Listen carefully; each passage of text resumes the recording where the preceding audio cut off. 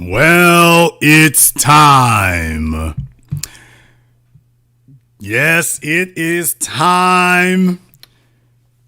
It's time to get down to the business. I am your host, your brother, your humble servant, Mr. Jason Black. Glad to be with you all again here this evening. Brief update I need to give you all here to make sure we get things, a little housekeeping needs to be done. A little tidying up needs to be done here. Couple of announcements I want to make. We're going to be doing Get Your Weight Up Wednesday. Get your weight up. So for all of you who are members of my Patreon, it's time. So tomorrow, I'm looking at doing it around noon time so that more people can join us. Earlier in the day seems to work for some folks better, so I want to do it tomorrow around noon time. So if you've been waiting to speak to me, you are a member of the Patreon.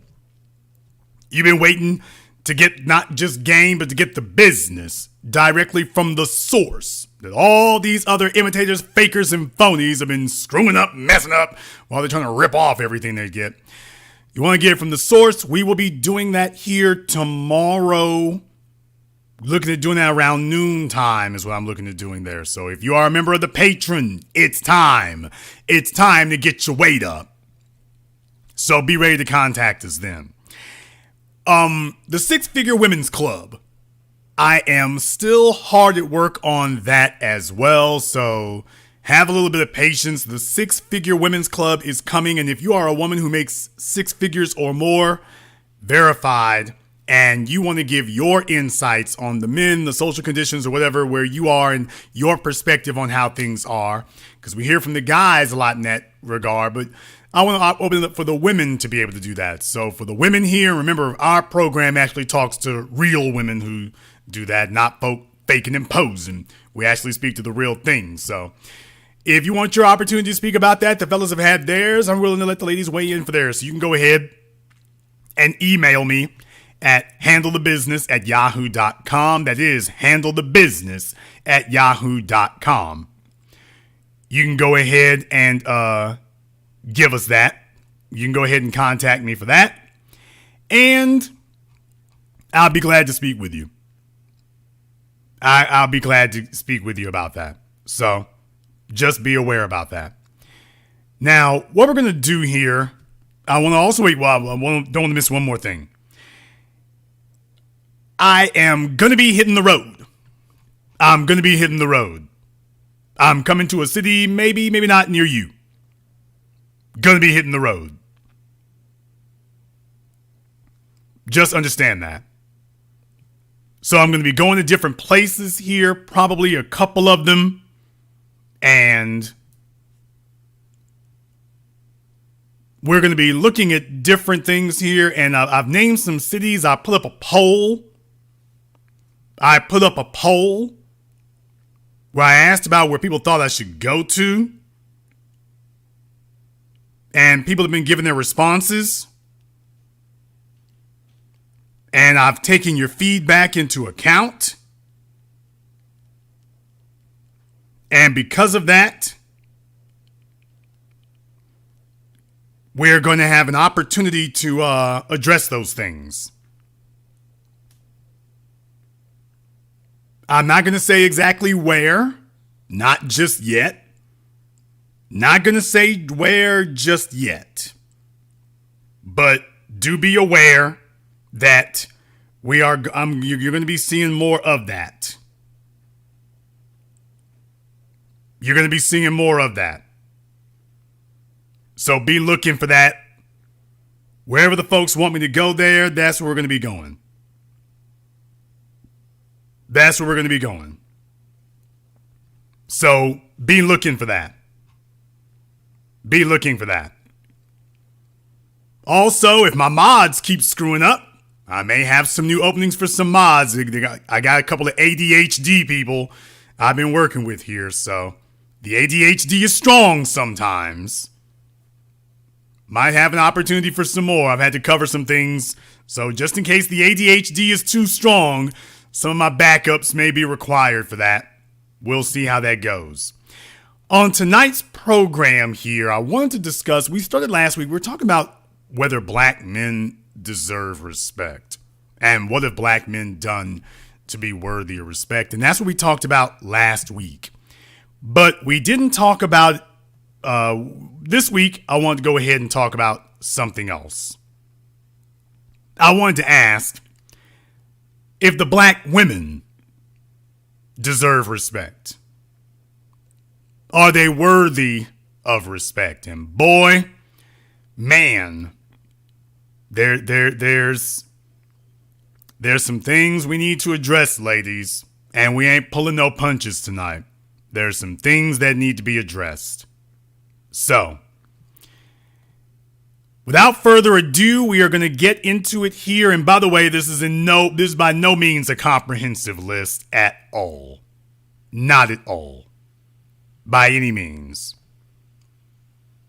But these are the things I think are most major, but by no means is this comprehensive. Number one reason, I'm just going to be honest with you and just tell you, are black women today worthy of respect? No. No, I'm not going to pull any punches about it. Let's just get down to brass tacks. The answer is no. They are not. And why is that? The first reason up here is really the core reason. Black women as a group today are not worthy of respect. And the reason that they're not worthy of respect today is because they don't respect other black women. Probably the number one rule is that. That's probably the number one rule. Is they are not respecting other black women. That is the rule that they have. The rule that they have is that they don't support each other. And you cannot expect black men to see you differently than you display and see yourselves and comport yourselves to each other. The number one group who undermine black women are other black women. They have this veneer of the sisterhood, but let's just be very, very clear. The sisterhood of failure only supports you in failure. The sisterhood of failure evaporates and abandons you as soon as you are no longer failing.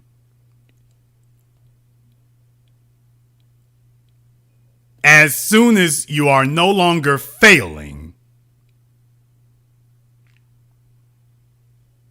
once you're succeeding, that's going to be a problem. That's going to be a problem.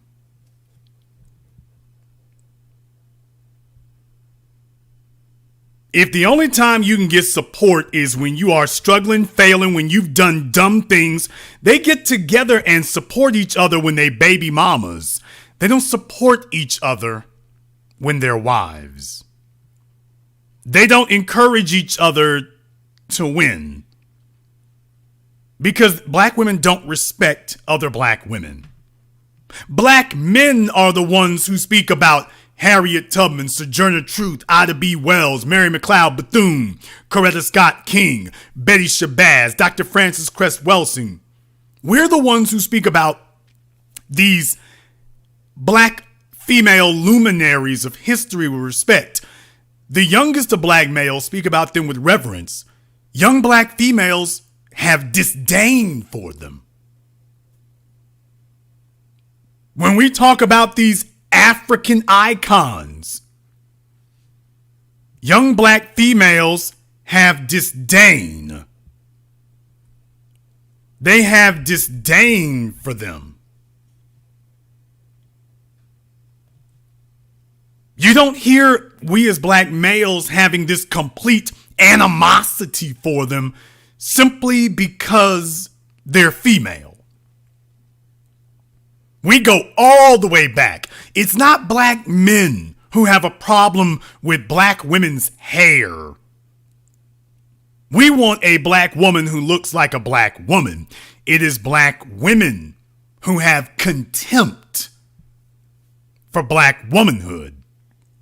Thus, they want the hair to be something else. They want the face to be something else, the complexion to be something else, the nails to be something else.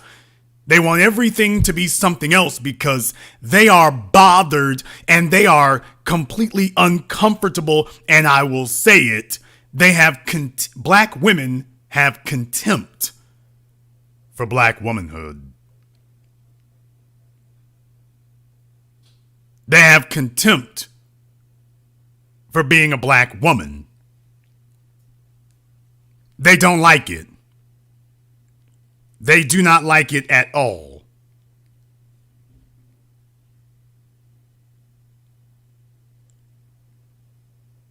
So much so to the point that when black men say these things, the women start arguing with us. Nah, y'all want a woman who wears weaves. Then you ask them, who you talking about? Show me. Who are you referring to? And then when they do actually name somebody, it's like, oh, wait a minute, that's the kind of guy that you claim you don't even like. You're not talking about your doctors, lawyers, business owners, high IQs, high income. You're not talking about any of them. You're not talking about them. They go right to the males who are failures. We're going to get to that. We're going to get to that. We're going to get to that. Hang tight. We're going to get to them creating the very, they are the factories that create the very males they claim that they don't like and don't have any regard for. They are the factories that create that. Don't worry. We're going to get to it. We're going to get to it.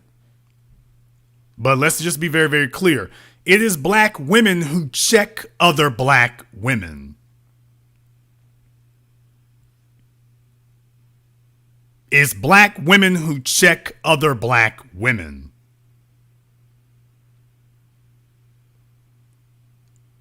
They check each other. If you come across too black, if you come across as too good, black womanhood that is slutty, black women today circled the wagons. Black womanhood that is weak, black women circled the wagons. This is why black women they would rather go and fist fight Koreans in their hair stores.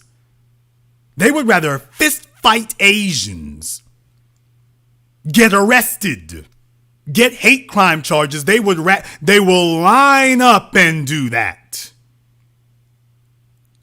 rather than spend money with another black woman. They would rather go and fist fight the Asians. Literally. They would literally rather go and get into a knockdown, drag out, get arrested, get assaulted, get killed than to risk seeing another black female. You know why? Because it doesn't offend them to see an Asian making money off of black women. That doesn't offend them. They're not offended seeing an Asian buy a big house off of black women's money. They don't have a problem with that. They don't have a problem with that. But if they see another black female, now understand something, I'm not talking about celebrities. See, the celebrities, that's where they bow down. They start bowing down real low and scraping the floor. So the average black female ass kisses celebrities, especially if they got an immigrant background, if they're mixed. So the mommy gene, the mammy gene is very strong. Let's just call it for what it is. Not gonna pull no punches. The mammy gene is very strong. I gotta be honest. But if another black female locally, a female that you can go meet and walk up to, rather than sit there and get the game from her, or worse, to cooperate, I wish you would be a female giving instructions to another female.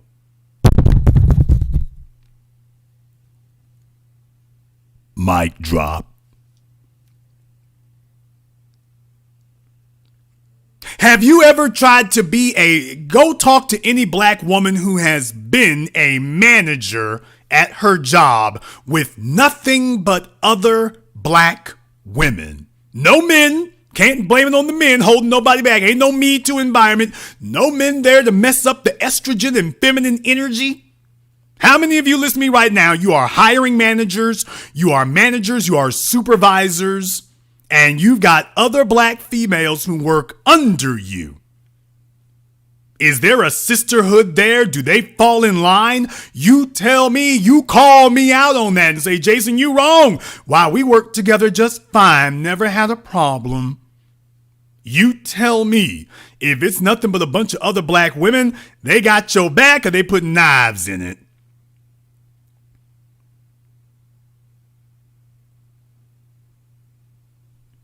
You tell me, what are you living like every day when you attempt to instruct or exert authority over other black females? As a black woman, if you are in a leadership position somewhere, if you try that, what happens?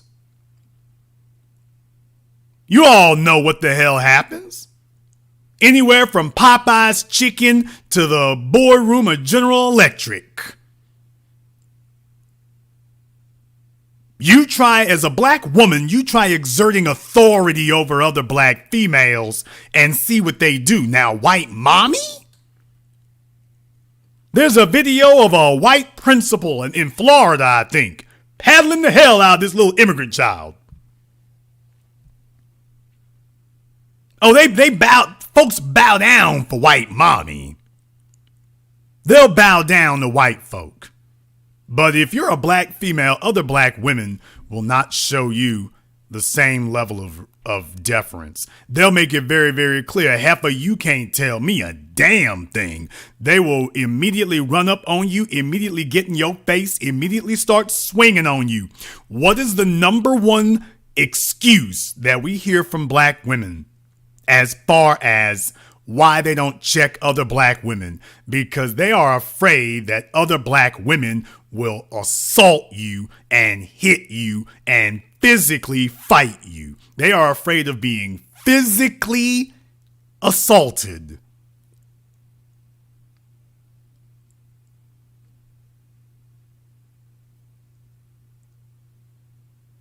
That is the number one excuse that we hear. I can't tell, Jason, I can't say to other black women, I can't do what you talking about. Well, why not? Man, these hoes will run up on you. They'll start swinging on you.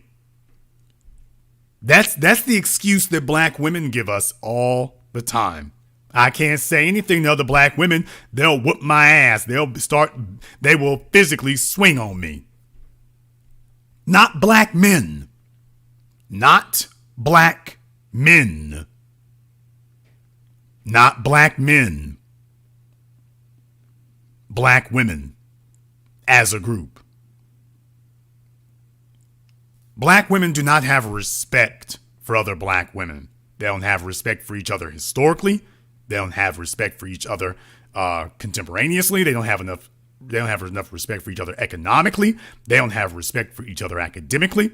Black women carry contempt and disdain for other black women.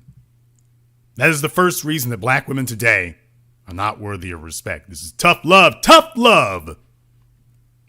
But if we cannot, the only way we're going to fix the problem is by facing the problem. So the first thing that we are going to do is face the problem. And we are going to call it for what it is. Black women do not have respect for black women. They pretend to have each other's back, but only if you're failing and messing up. They'll have each other's back for that. As soon as it looks like you actually are not suffering anymore, they will take your man, they'll take your house, they'll take your job, they may even take your life. That's how black women do other black women. As a group. Number 2, black women do not respect black men, yet they want to make demands of the very men that they don't respect. A black man who is intelligent, principled, cultured, upstanding. Black women have outright animosity and disgust for him. Most black women today of dating age are baby mamas. Then you go take a look at their baby daddies. Is the baby daddy today, is the typical baby daddy the best and brightest? Is the most ambitious? Hell no, he hasn't seen his children in months or even years. And that is who black women prefer. And they don't make demands of him. The majority of black men are not baby daddies. So after most of these women have screwed themselves up, what do? They go take a look for the guy who they passed over all this time, and then they want to go make demands of him. Well, yes, I didn't make any demands of Pookie, Ray Ray, Mike, Lil Slug, or whoever else. I didn't make any demands. Oh, but you, yeah. I've got demands for you. I want you to do that. I want you to fill in those gaps. Take a look at her baby daddy and then go take a look at the guy she's trying to be with today. When she was a clean slate and at the peak of her desirability, when she could choose whatever she wanted, just understand black women today prefer someone that they don't respect. Ultimately don't respect. But not before they disrespect the men that they will claim later that they want to be with. Not before that. They want to make it very, very clear. They want to make it very, very clear. They want to make it very, very clear where they stand on that.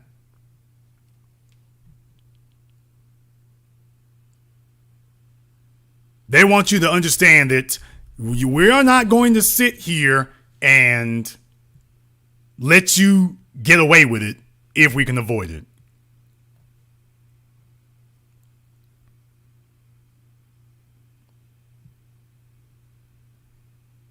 They want to tell the men that they're supposed to get something for nothing. No, you have to get something for something. There's a constant argument, and remember, it's from the men that actually have something to give or whatever. Those are the ones they want to make demands of. They don't establish respect. They just want it to be given to them, no matter what their condition or what their behavior. And even when you spell it out for them, it's a problem. Now, when white men walk up, oh hell.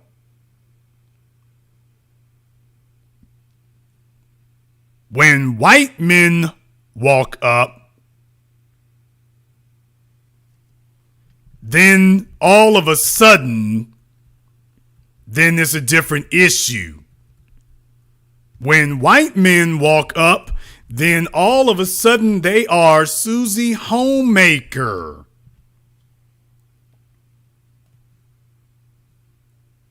When white men walk up or non-black men walk up, all of a sudden, they are Susie Homemaker.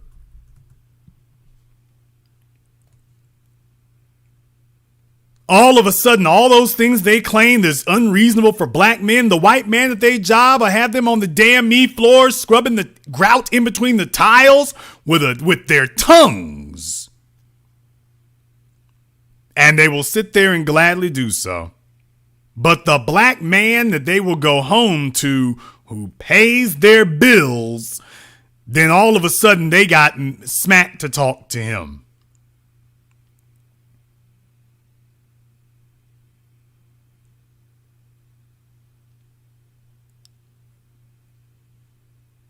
Used to be a time that they were not like that and they had a lot fewer complaints. Understand that.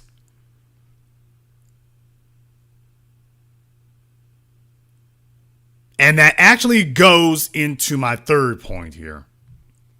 Well, actually goes into all of them, to be totally honest here, but black women have adopted a culture of selling everyone else out, including themselves. Now, this one here is a real issue. This one, to be totally honest with you right here, and I've said this in years past, is that of all the things that have occurred, this one is probably going to be the one that is going to most plague black women, because long after everything else is taken care of,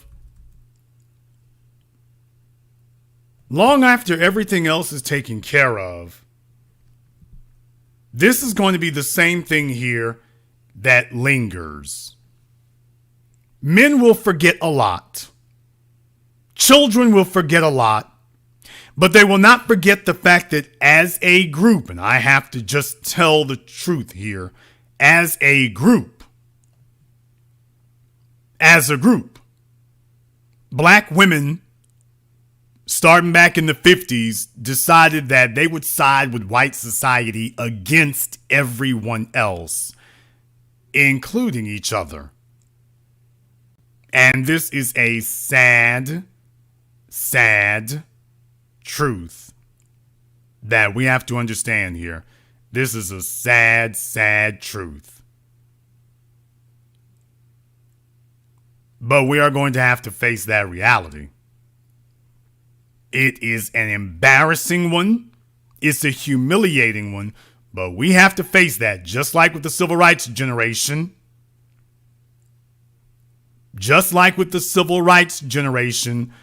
The civil rights generation as a group sold out their own children so that they can have interracial sexual access, because they valued that above and beyond everything else.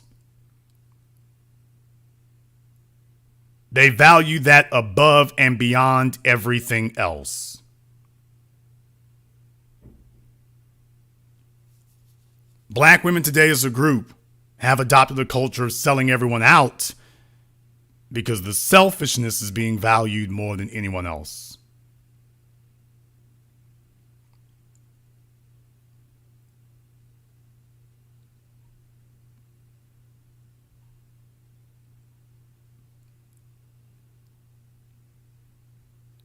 And that goes into the next point here, which is that black women have become comfortable with failure.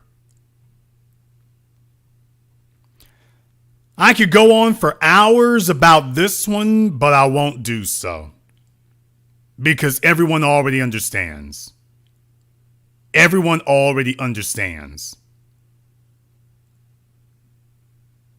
Black women as a group are not winning at anything. They're very good for tearing down others, but black women as a group don't even specialize in inspiring greatness.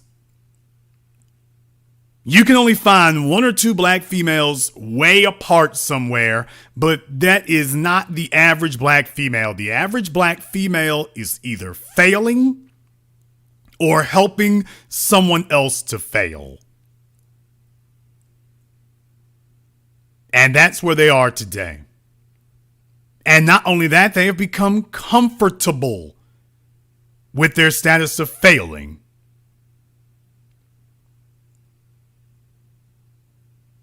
They are not uncomfortable with failure. They're comfortable with it. Which is why the men that they primarily choose today, ladies, we got to tell the truth. The males that black women today prefer, if they are given their own choices, they choose guys who give them thrills or who cater to their bloated ego, but they do not demand excellence or greatness of the man. They just simply demand that he sit there and cater to them and slobber over them and bow down and kiss up to their bloated ego. But they don't demand greatness until they've suffered for years and years, train wrecked their lives, destroyed everything, and then say, damn it, I need somebody to rescue me. And here's the problem with that, ladies. Here's the problem with the fact that black women are comfortable with failure. The problem with that is that men are competitive.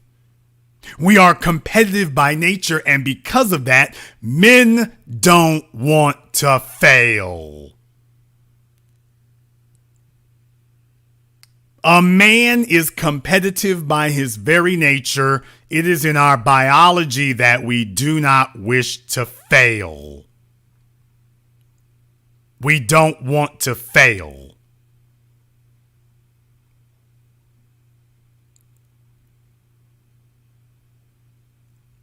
So if we have a woman around, she needs to make us feel like a winner. Notice I didn't say she had to win anything. She needs to make us feel like a winner. She can at least do that. Black women, there's no one anywhere in America or the world who considers black women to be the example of womanhood that inspires a man to succeed. They run around saying, oh, well, behind every great man, okay, but these females cannot show you where they've even been able to make themselves great.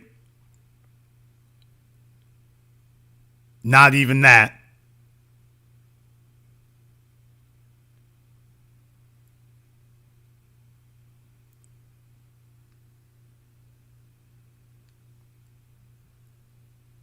Ladies, you need to be able to win at something. A failure of a woman doesn't make a man feel like a winner. And it doesn't make him want to be a winner. As a woman, you need to be winning at something. Today, the majority of black women are overweight and obese. It's not winning. The majority of black women are in crushing amounts of debt. That's not winning. Most black women of dating age are bastard baby-making single mamas. That's not winning. There's nothing about that makes a man say, damn, that's exactly what I'm looking for. Oh, when you say the words winner, that's just another way of saying that's exactly what I'm looking for.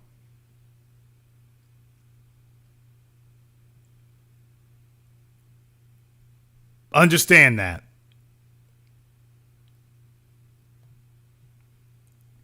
In the chat room, Solo Traveler will be required to call in when the phone lines open up. He's not invited to call in, he's required. So D put his information to the side. When the phone lines open up, he'll have 2 minutes to call in, or he can get removed, whichever. Perfectly fine by me. Perfectly fine by me.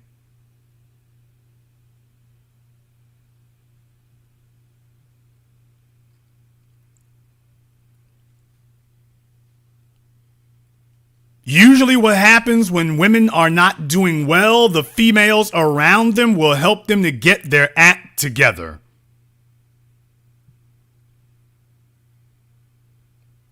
That's what usually happens.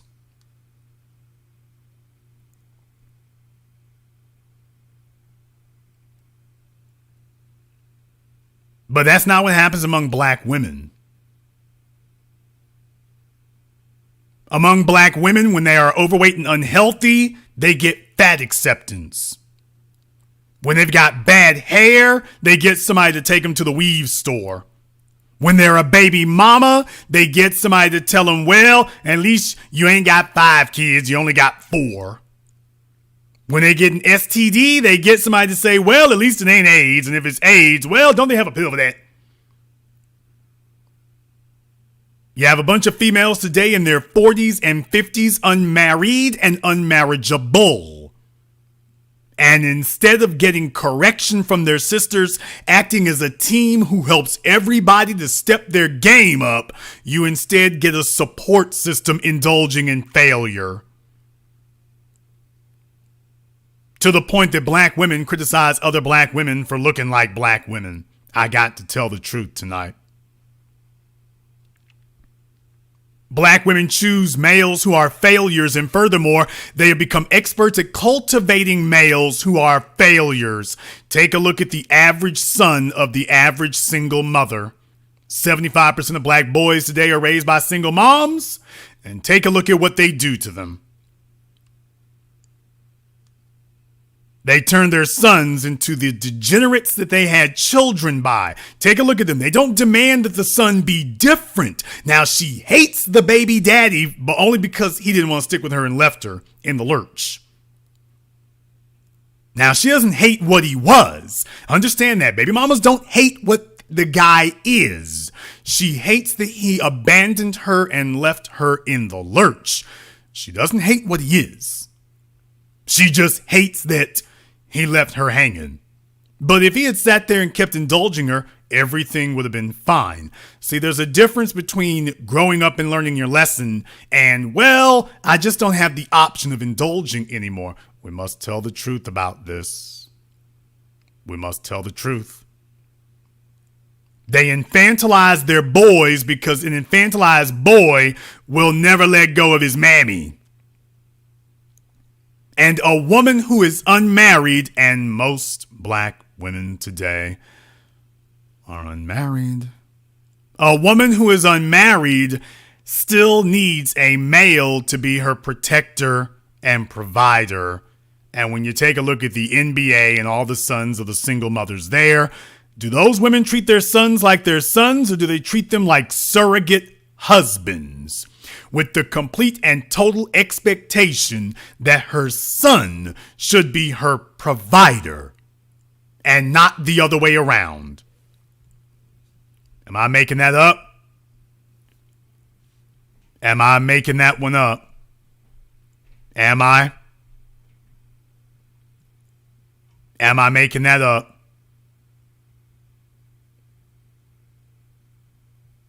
Okay. Just checking. Just checking.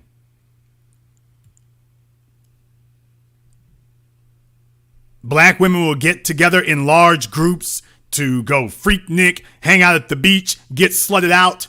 You can't find two. They'll walk together in big ass groups to go to the club, to chase degeneracy, to chase lowlives. But you can't find two of them in the gym together. Now that one, we have yet to see the bicep challenge. We've seen the ice bucket challenge, the pop your thing challenge, the baby mama challenge. We've seen everything but the calorie deficit challenge. Now we ain't seen that one.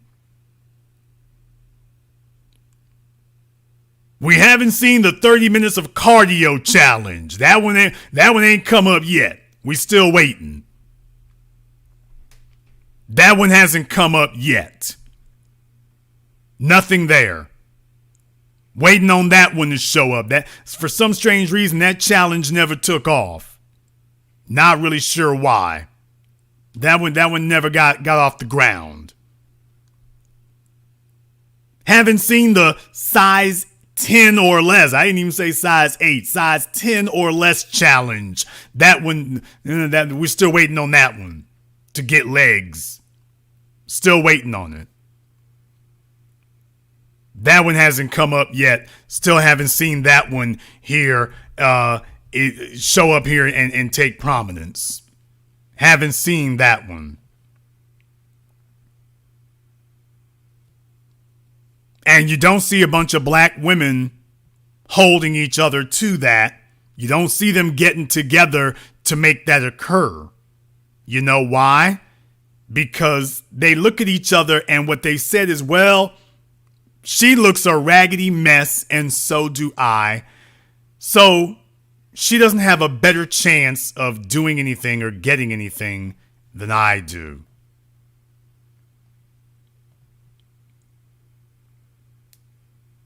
Black women love to see other black women failing. They love to see their children fail until they are economically destitute, and then they want their children to suddenly become a success. How many black women, young black females listening to me right now, you have college horror stories. How many of the black females listening to me right now, you've got college horror stories that you got accepted to college and your mother got upset about that. Your mama sent you to graduation in tears because you started having the potential for a better life than her. How many of the young black females right now, you've got stories like that about your mothers? Your mothers. That seeing you do well and seeing you progress and seeing you excel actually made your mother resentful. Now, when you were failing or when it looked like you were just going to be mediocre, she was okay with that. But as soon as you took off, all of a sudden, she starts becoming spiteful and undermining. How many of you who've been to these HBCUs and UAKs and ski weeing and every damn thing else, and your mama sat up here and got salty when you started making progress? How many of you are going to be honest enough tonight to tell that story? I'm not here to down you. I am here to speak the truth that you haven't had the courage to do so. And maybe if you hear somebody have that courage, you will break this vicious cycle of evil. Maybe you will. Maybe you will. But it's going to take a lot of courage. Lastly, and this one is difficult for all of us to deal with, particularly as black men. Black women have embraced delusion and coping mechanisms in a desperate attempt to avoid reality. Ladies, the reason that most men are not interested in leading black women today is because black women have become so comfortable failing that when a man attempts to lead them, they immediately resort to delusion and coping mechanisms. A man wants concrete reality, but the women are bringing us delusions and coping mechanisms.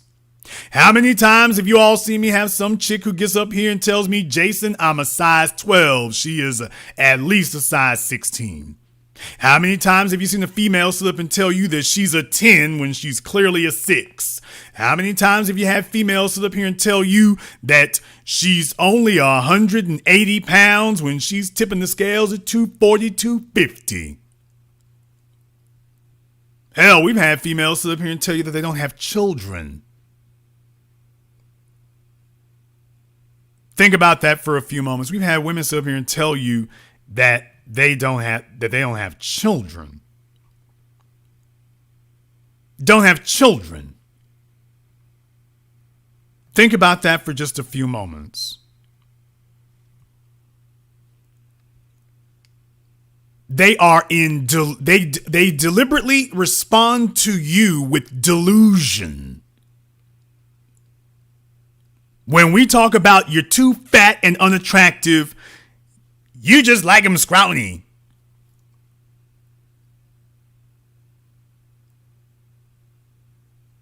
You got a size 16, a chick talking about she's a size 16 stripper. She can't make $2. Black men say, go and get your real damn hair done. I'm protecting it. Yes, you're protecting it from vitamins, minerals, nutrients, and growth.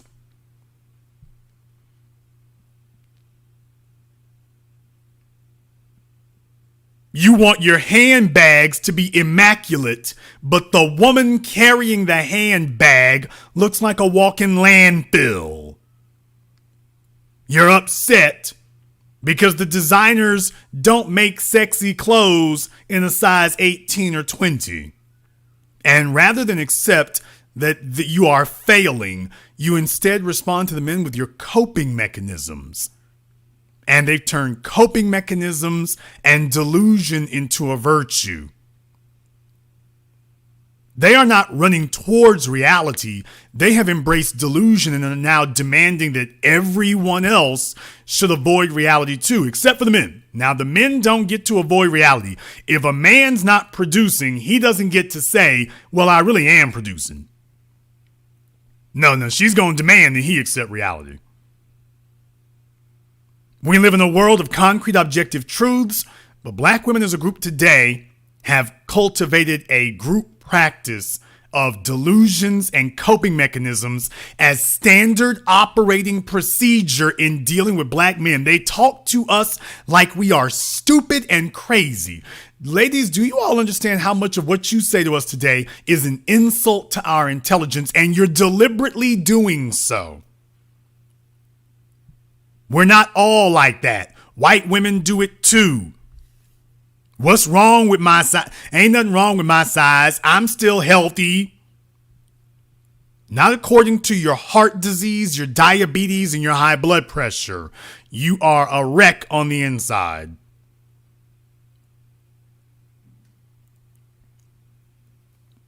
One of the biggest delusions that black women have is that they want a man who is above average. But rather than making themselves an above average female, they told themselves, well, I can bid my price up if I just work on my career, or which you all don't have careers, but work on my employment. And if I get my income up, well, that is what will make me more attractive to a man of a higher income. So if I can make $60,000, then that will make me eligible for a man who makes $100,000. And thus I won't have to lose the weight. How many of y'all been to TD Jakes, go down to TD Jakes church or Creflo Dollar's church? Is it a bunch of dime females there? Oh man, am I telling too much of the truth? When's the last time y'all went to one of these mega churches filled to the brim with black women? Shouldn't the churches be filled to the rafters with dime females? I mean, everybody pulls up in their Mercedes or their BMW, which is really the most expensive possession that they have. When's the last time you went to those places where black women surrounded by nothing but other black women? Show me. You should go there. Go to the HBCUs, even among the young black females today. You go to black colleges today, it's a bunch of 20. Y'all talk about how white women age badly. I hate to say this. If you all really want to hear the truth from black men, I know this is going to be kind of rough on you. When you go to the average college today, the average 21-year-old black female got the body of a 40-year-old black female who's already had 3 or 4 kids. They look tired. They look weathered. They look haggard. They look worn. 21-year-old females sitting up here with belly overlap, back fat, that dark stuff on the back of their necks, or that dark ruddy stuff on their cheeks. 21 years old, and no one in the graduating class below a size 12. Think about that for a few moments. 21 years old, nobody in the graduating class who's below size, who wears less than a size 12. Or can wear smaller than size 12. Think about that for just a few moments. Class of 2021. Also a size 21 on average. Those are the young ones. Those are the young ones. You go to the mall, they come rumbling through like a herd of buffalo. 4 and 5 and 6 deep. Wearing the most revealing things they can. That's delusion. They're looking at Cardi B and they're looking at Meg Thee Stallion. You bear no resemblance to either one of them physique-wise. You are literally 2 to 3 times their size. How do you expect, ladies, I said all this tonight because I want you to take a look at this list on your screen. You're not going to see any men disagreeing with me and saying, oh no, this is not the norm. Now I want to ask you, how do you think you're going to get respect from anyone under these circumstances? What makes you believe you're going to get any respect anywhere under these circumstances? I'm just the guy who had the courage and the guts to tell the truth about it. That's all. I'm just the guy who had the courage and the guts to speak the truth. That's it. That's it.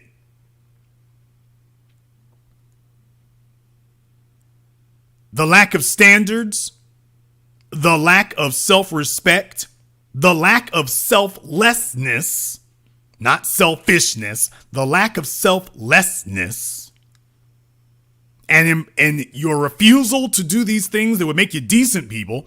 Well, let's embrace delusion and coping mechanisms and bully everyone else. If anybody calls it out, let's bully them into silence. Let's bully them into silence. Let's bully them into saying what we want them to say. That's what we're going to do. Let's see if we can bully them into that. And so now you've got big groups of black females who have become middle-aged or older, and the game is over. Let's just be very, very clear. The game is over. Ladies, you are so unworthy of respect today as a group that now the men are just outright saying, yeah, I got a side chick position for you. That's literally how far it's gone. I want you to understand that. Not only are they saying that and you taking it. Because you have to. They're saying it and you're taking it because you have to. Doesn't matter at all what you would like. Doesn't matter at all what you would prefer. You have no choice in the matter. You're not going to have a say. You already had your chance to have your say. And for all the reasons I have listed on your screen and more, that's the reason why you're not being respected. That's the reason why.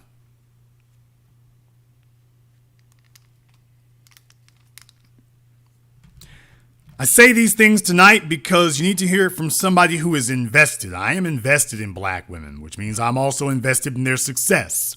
The problem is that black women as a group have divested. Oh yeah, there is a divest movement, all right. It is black women divesting themselves. They've divested themselves. I'm just the messenger in this regard. Didn't say you were going to like it and didn't say it was going to please you. Somebody needed to tell you the truth about it. I'm just the guy who's saying the truth. You can have the delusion that you are in demand. The only thing that you're getting is sex from the lowest, bummy, most gutter males. You are not getting what you would actually like. What you'd actually like is for somebody to come along and change your life for the better and transform your life in the positive. And that is not what's happening. Not as a group. You all can point to one chick over here and one chick way over there, but you can't point to yourself. Now that you're not able to do. You're not able to point to yourself.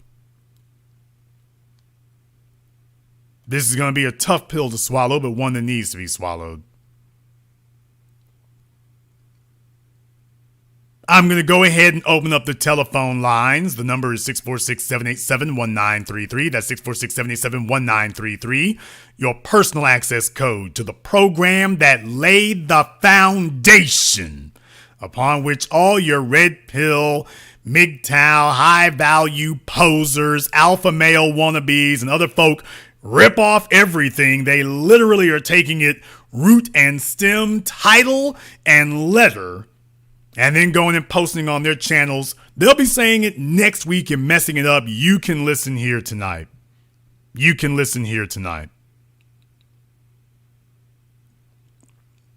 The telephone lines are now open. The number is 646-787-1933. That's 646-787-1933.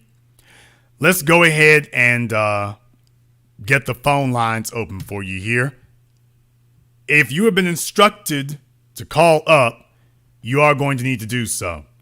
If you have been instructed to call up, you will need to call in.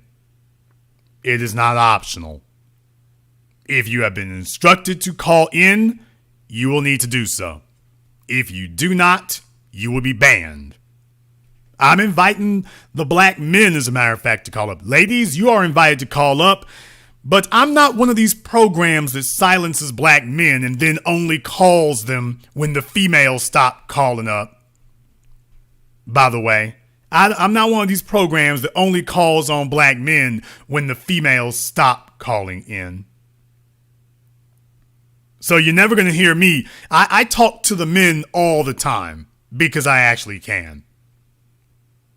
So we're going to go ahead and let them speak on this night. Ladies, if you want to weigh in, if you want to disagree or whatever, you certainly have the option of doing that. Or if you're really brave, if you want to elaborate on your own experiences of that, that's an option for you as well. Let me get caller from area code 404. You're on live with The Business. What's your name? Where are you calling from? Okay. Hold on just a moment here. Keep having to undo that. Let me try again. Caller from 404. You're on live. What's your name? Where are you calling from? How you doing? This is Doug from Atlanta. Okay, Doug, you sound really, really hollow there. Everyone talking tonight, if you're on speakerphone, Bluetooth, or any other accessory, take them off before you get on the phone. Do not call up with those accessories on. They don't sound nearly as fly or as great as you might tell yourself they do. All right, can you hear me now, sir? Yes, you can actually be understood now. Where are you calling from, Doug? I'm calling from Atlanta. Doug from Atlanta, and what's on your mind?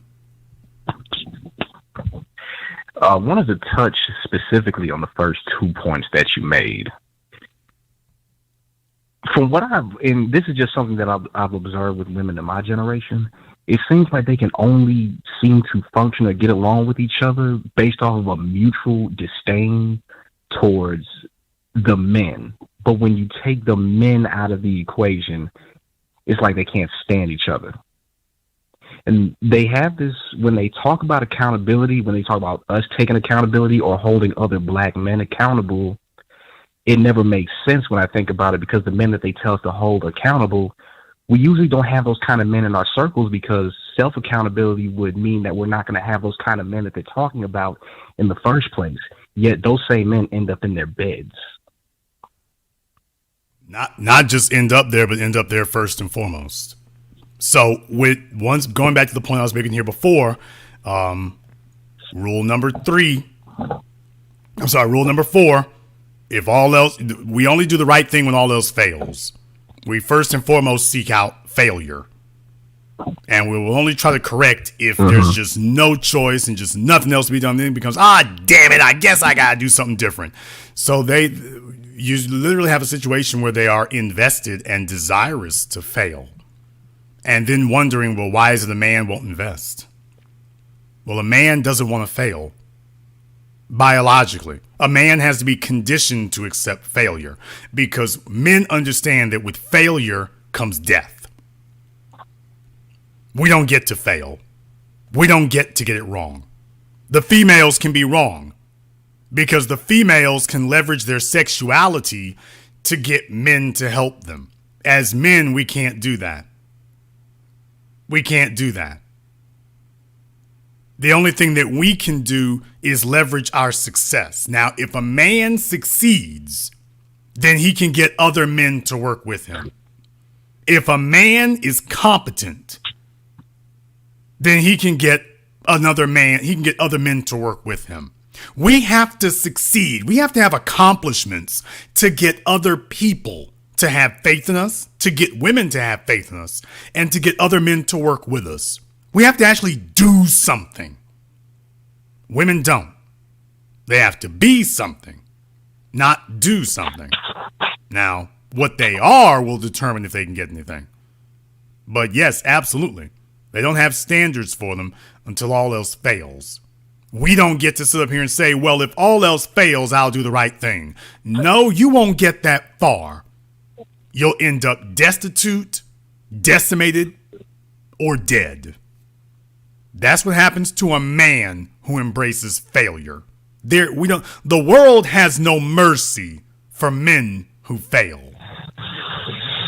It certainly has no mercy for black men who fail.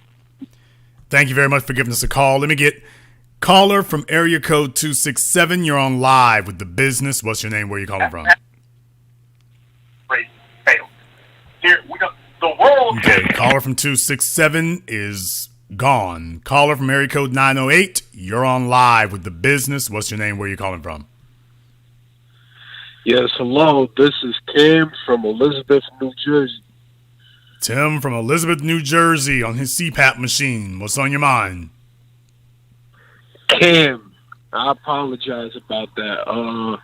I called previously on your toxic masculinity show. Not show, broadcast. Let me correct myself.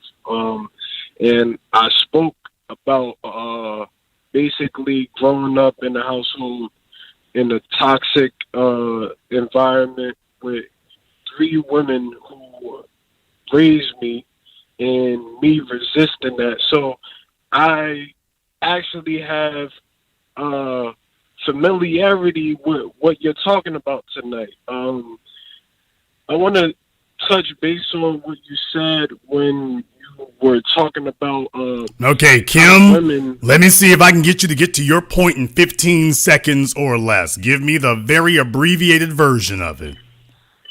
How women accept failure, basically. Women absolutely do accept failure. I could tell you that firsthand experience. Me seeing it from firsthand from my mother. She just accepted low down bummy dudes my whole life, and that motivated me to not be like the men she was bringing back home. You know. Thank you very much for giving us a call tonight. Let me get caller from area code 480. You're on live with the business. What's your name? Where are you calling from? Lloyd from San Diego. Okay, what was your name? Lloyd.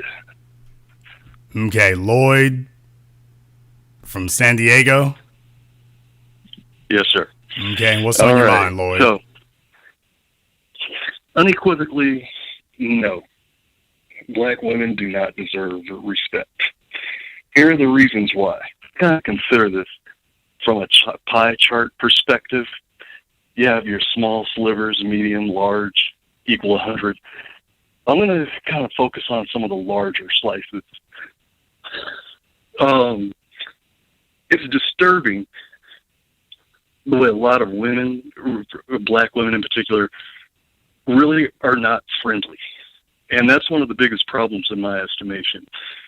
They don't speak unless spoken to. They refuse to acknowledge or speak to their own gender, let alone their own race of men. And and then to go on from that, I don't want to delve into all of that and monopolize a lot of the time because I know you have to get to other callers, but kind of moving on. It's infrequent that black women are kind, warm, charming, or considerate. They act as if everyone is out to get them. And I suppose we could consider this part of the proverbial attitudinal issues people of all races and gender talk about. Because it's like, why do so many black women have such bad attitudes? But it also kind of transitions into this entitlement, which is another extremely huge issue. They have these unrealistic expectations. Something I've noticed over the years, white women, Latinas, really just non-black women. If the other races tend to spoil their men, black women don't really do that. They kind of delay the inevitable because we know sex is part of the game that's going to eventually happen, but they make black men jump through hoops. And when dating interracially, white women, Latinas tend to reciprocate sexually, financially, because I've gone out on a myriad of dates, or a plethora of dates rather, paying for breakfast, lunch, dinner, movies, concerts, comedy clubs, etc. Inexplicably, we're supposed to subsidize a black woman's entertainment expenses. And it's become an outrage. It's a bit egregious the way they behave. We have to earn sex from black women, whereas with white women, they just do it because they like us and they enjoy the good time together. But if we kind of compensate for, I don't know what it is that they're looking for, but it's this competitive edge. Maybe they just want to be able to brag to their girlfriends about how they took us for advantage, take with shoes, with their bags, their jewelry, etc. So there's that accountability that you were talking about a moment ago. But I think one of the other things, I kind of coined a phrase several years ago, SAFE, Sisters Against Fitness Equipment. Huge problem. It's just my observation. The only real time you see black women in the gym is the elderly, and or the ones that it's their last resort before they get divorced. And but you don't see the hot, sexy ones in the gym working out. And I think one of the hugest problems out there is this lack of sex appeal. It's disturbing on so many levels because so many black women have forgotten, or maybe they don't even understand how to master the art of seduction with the fake hair, the fake eyebrows, eyelashes, colored contacts, the Botox, implants, lipo, ridiculously long fingernails. You can always count on black women to get their nails, fingernails and toes done and carry a nice purse, but it's like you forgot about the things that make you sexy. Have you forgotten about that? And I mean, if you have short hair, heck, do it like Holly Berry, Nia Long used to. I mean, they were sexy as heck. You don't have to have long hair. Stop the fakeness. But the other problem, and this will be my last comment, and I know you have to take other callers. Appreciate you letting me get on. But a lot of black women just don't want to listen. It just seems to be a big problem for them to concede and let us lead. They would rather emasculate us, feminize us, turn us into beta males.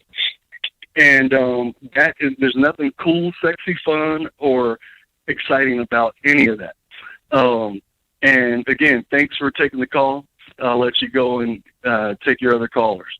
Well, thank you very much for giving us a call tonight. Very well said. I don't have anything else to add to that. Let me get caller from area code 630. You're on live with The Business. What's your name? Where are you calling from? Hey, Jason. My name is Nick. Calling from Chicago by the way of Houston. Nick from Chicago. What's on your mind? Yes. The answer to the question is no. Black women do not deserve respect. Okay. And why do you say that? Well, beyond the reasons that you listed, a lot of my experiences, what I'm running into is that many of the women don't even want to walk. I've gone on or attempted to go on dates with people. And more recently, in recent years, I've tried to invite people after, going out to eat. They would love to go out to eat, but to go out to a park, I'm more of a fitness guy. I'm a sports background, and I typically like to go, hang around athletic people. But when I've tiptoed out and when I wasn't in my best years, I was taking what I get. Same thing that you say here. And so I'm taking what I can get. I go out, meeting up with a random person that I may meet up to and say, hey, are you single, whatever. And they are frowning upon going to a park or even being able to walk beyond just going to their car. And it's kind of ridiculous. That's the biggest thing that opened my eye. And then I just got really tied up to focus on my business. I called in before. I was the guy talking about cryptocurrencies, and you were putting me on game about actually being a millionaire versus having $2 million or more. So as I've gotten more tight about myself financially, I've gotten more tight about the women that I allow in my life. But that's just my one contribution to this call. Well, thank you very much for giving us a call tonight. There's nothing about a fat, sloppy broad that attracts a man whose finances and mentality are fit. You have a fit mind, you have fit finances, you have a fit social structure, There's nothing about having a fat, sloppy broad who fits into that. What type of reward is that supposed to be for a man who's worked to gain an above average life and he's got a below average female as his living representative? Thank you very much for giving us a call tonight. Let me get caller from area code 804. You're on live with The Business. What's your name? Where are you calling from?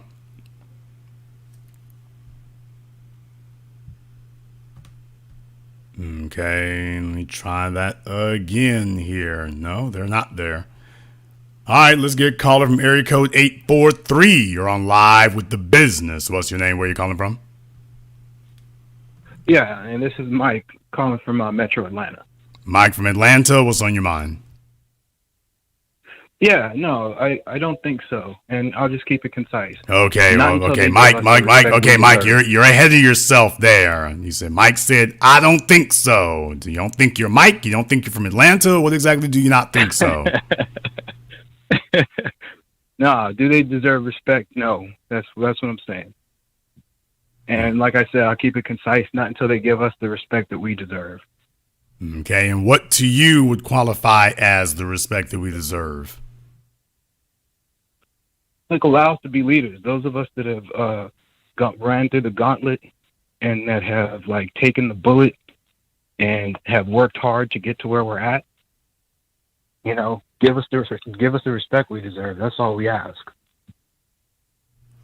Okay. Yeah, I don't really have much else to say. Well, that seems like a rather modest list. Now, my next question would be, what have black men done to be worthy of respect, in your opinion? Yeah, I mean, you know, I caught your other show the other night. I'm not going to sit up in here and mealy mouth. You know, I didn't call that night, but, you know, I kind of felt like, yeah, we don't deserve respect as a whole. So it's part, if you want to try to take it to that extent and make that argument, yeah, it's incumbent upon us first to like display those leadership qualities. I mean, I'm a circle with a bunch of men, and we are men. We hold down jobs. We make decent money, but it's like there are not enough people to think like that. So it's like I'm not foolish enough to think that, hey, you know, just because in me and my circle we make a certain amount of money, we're doing okay. That everybody, you know, is on that same level. We get that. We understand that. So I understand that part of it is us. But like I said, it can't be this whole thing where we're chasing and trying to, you know, like chase after a woman or chase after somebody to do this. We're the leaders. When we get our stuff together, we need you guys to follow us. Like, again, those of us that have done what we can do in this system, we've done well. We've fought against the odds to do what we can. We can't speak for everyone else. But for those of us that are trying, those of us that are trying to do what we're supposed to do as men, we need that respect from them first. I mean, that's all I got to say. Thank you very much for giving us a call tonight. Please do give us a call again. Let me get caller from area code 404. You're on live with The Business. What's your name? Where are you calling from?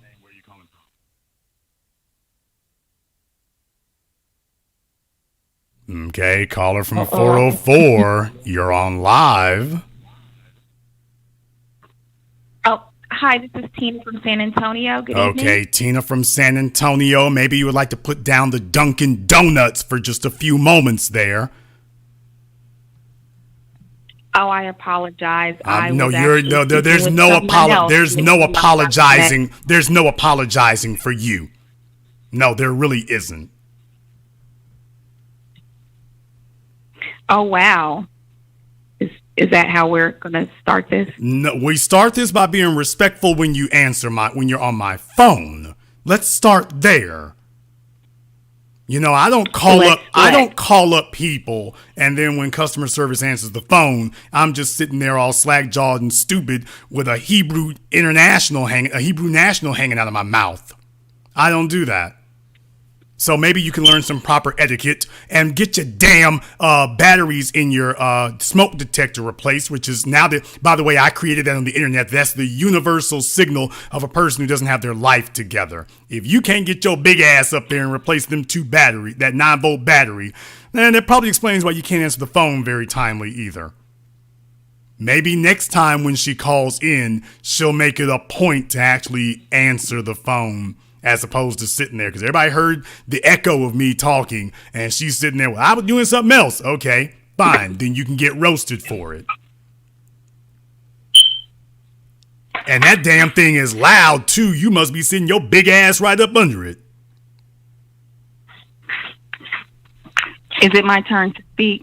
Certainly.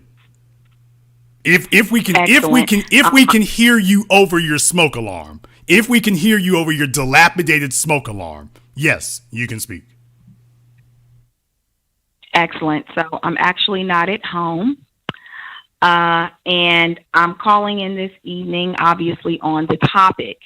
To be perfectly honest, I was calling in. I was anticipating caping for Black women tonight. I knew that you were going to go all the way in. I knew that you ultimately did not believe that Black women nowadays do not deserve respect. And I thought I'd be remiss if I did not cape for my Black women. However, you were right on a lot of what you said. So this is not going exactly how I expected, but nonetheless, I will have to say, generally, as a whole, I do not think that the Black women of today deserve respect. And that goes based off of what I've seen, and that goes based off of my own experiences. I want to say it was your first couple of bullet points were really hit the nail on the head. Black women not respecting other Black women. Black women, I feel like, are the queens of cancel culture. They don't realize that, just like other humans, Black women make mistakes, things of this nature, and they have little to no mercy for other Black women before they cut them off. They are quick to help them when they are struggling, when they can feel like they are doing their greater good, and when they can break their arms and pat themselves on the back to, after helping that Black woman. But the minute that Black woman seems as though she is progressing too fast, all of a sudden that Black woman disappears. And I'm not just saying this to preach on a soapbox. I'm speaking from experience. Now, thankfully, I'm blessed with a mother and a sister that are excellent examples of not only true support of me, but, they show me themselves. They're just good examples. But for the most part, Black women do have a problem supporting each other. And I do have to agree with that. Okay. And how about Black women supporting Black men? I'm glad you asked. Of course, I was taking note. When I was living in Atlanta and I was single, and I emphasize I was single at the time, I had the opportunity to meet and date a peak value man. He was in his 50s. He was an accountant. And even after his divorce, and even after giving his wife and kids the house, he still had enough to have his own. So he was very well off, very smart man. And I took him for granted. And I admit this. I was, after coming out of a relationship and trying to get my life back on track, I let all of this, all of my issues crowd and flood my head. And instead of really valuing what I had, I took it for granted. I think at the time I was just more pushing like, well, if a man isn't thinking about marriage, if he's not thinking about marriage, then I'm not going to waste my time, not realizing that putting a demand like that on a man disqualifies me automatically, instead of just letting things happen organically with him. He was alpha male. He knew how to put me in my place. I don't know if you noticed this or not, but I tend to talk too much, and he knew how to cut that off. He was just a real man. And then we would have talks about marriage. I felt like, he should be serious about it. But after going through a divorce, he wanted to see how things went. So I decided to continue to date other men. He found out, and he quickly cut it off and did not come back. It was just that swift. And it made me realize how serious it was. So when it comes to respecting other Black, how long ago was that? Yeah, how long or how recent ago was that? That was some years ago because I haven't lived in Atlanta for some years. Years. Some years is not a number. I honestly, I would have to think about. I would say about 5 years ago. Okay. And just wanted to have some idea or some reference of how long ago it was. If you were in high school or something, that tells me about him or whatever. So it just gives me a frame of reference. And wherever you have my voice playing or whatever, turn it off.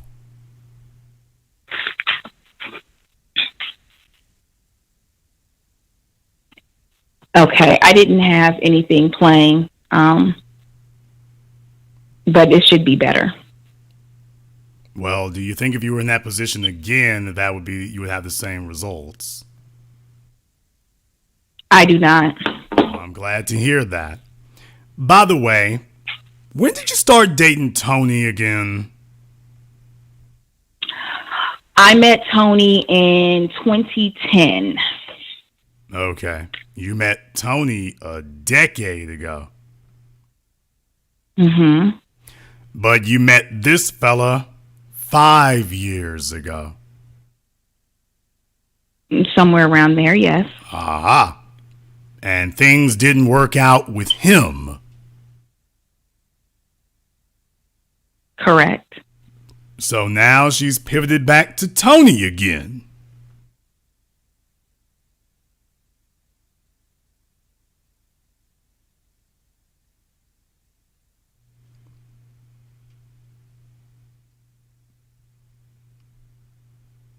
I said.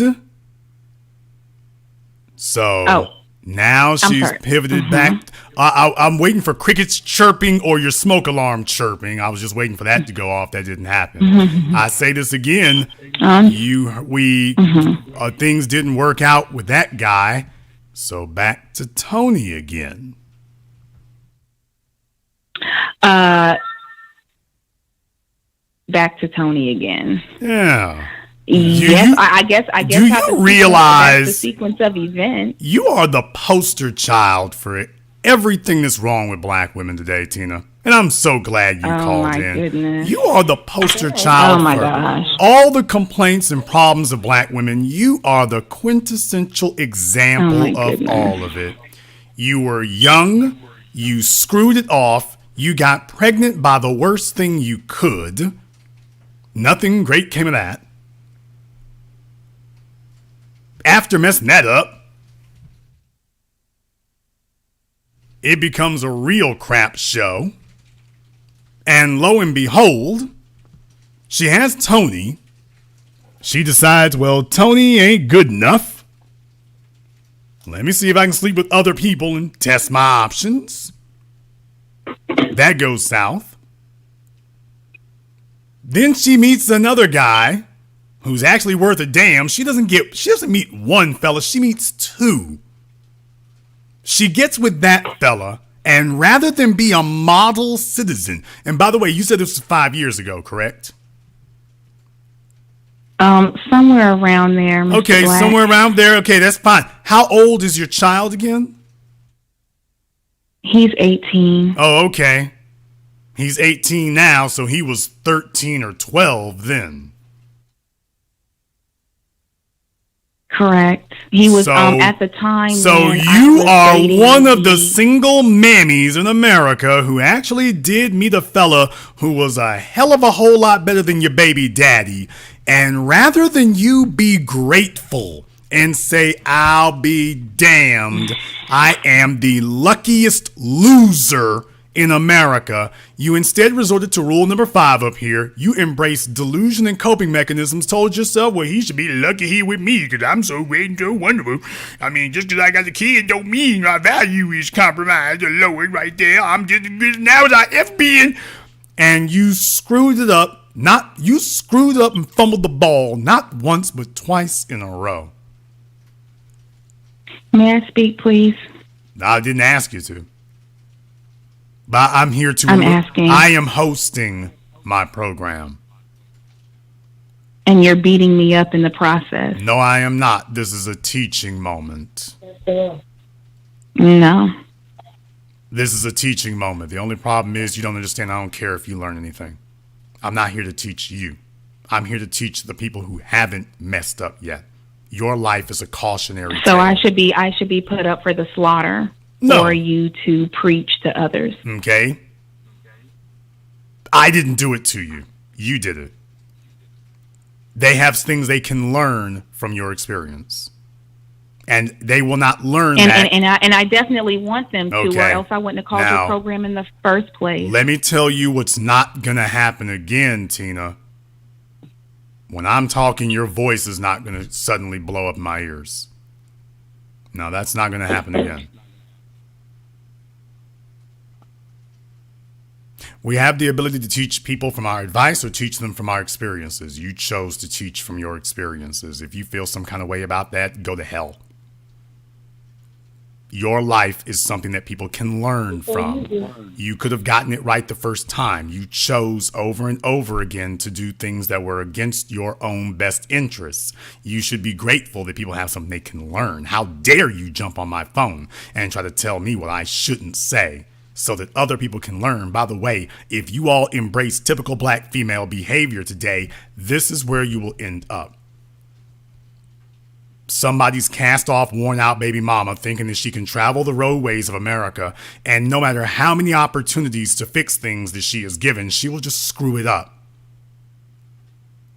And then finally, she will wait until she gets in her late 30s, which is usually what y'all do, when the phone calls stop and the Pookies and Ray Rays refuse to lay up with you, because the only thing that seems to register to you all lately is if people stop wanting to have sex with you, then the light bulb goes off. So it really tells us where your values are. Long as I can get some sex, I'm good. It's only when that stops happening that all of a sudden the light bulb goes off. The light bulb should have gone off decades before that. It didn't, because that criminal amount of selfishness. Not won't everyone allow it. has the sound counsel Okay. in their younger years. Tina? Is Tony there? Mr. Black. Is Tony there? Tony is in Atlanta. Okay. He's in Atlanta and you're in San Antonio. I hope he is with something cute, sensible, single, and childless. Oh, I'm sure you do. I heard the last call. I'm sure you do. Because And of I your heard you because try of your to actually behavior hook him tonight. up. Your behavior tonight is the reason that I don't Because want I'm Tony talking fooling over with you. you beat me up and I can't defend myself. Come on, Jason. You don't have the right to open your mouth in any type of objectionable way after the way in which you've comported yourself for the last 18 years. No, you don't. You forfeited that. You did it over and over and over again. And the best thing that you could do for this pathetic quagmire that you call in existence today is be quiet. You've talked There's too nothing much. pathetic about my existence. You call it an existence. That's the first pathetic part. I wouldn't do that. Yeah, I know this is hilarious and very entertaining. No, to your ma'am. listeners. No, and I may assure listen to you, this be is not funny hyperbolic at all. And be humorous This isn't funny and at all. and all that cute stuff. And you may even spew a few facts, but I will not sit here and allow you to call my existence pathetic. How dare you? Okay, Tina, here's what you're going to do. Now, the last time I sent you on your way, I gave you the ability to rehabilitate yourself. Do you think I'm going to do that this time? I don't know what you're going to do. Why don't you just say it? No. Why don't I just do it?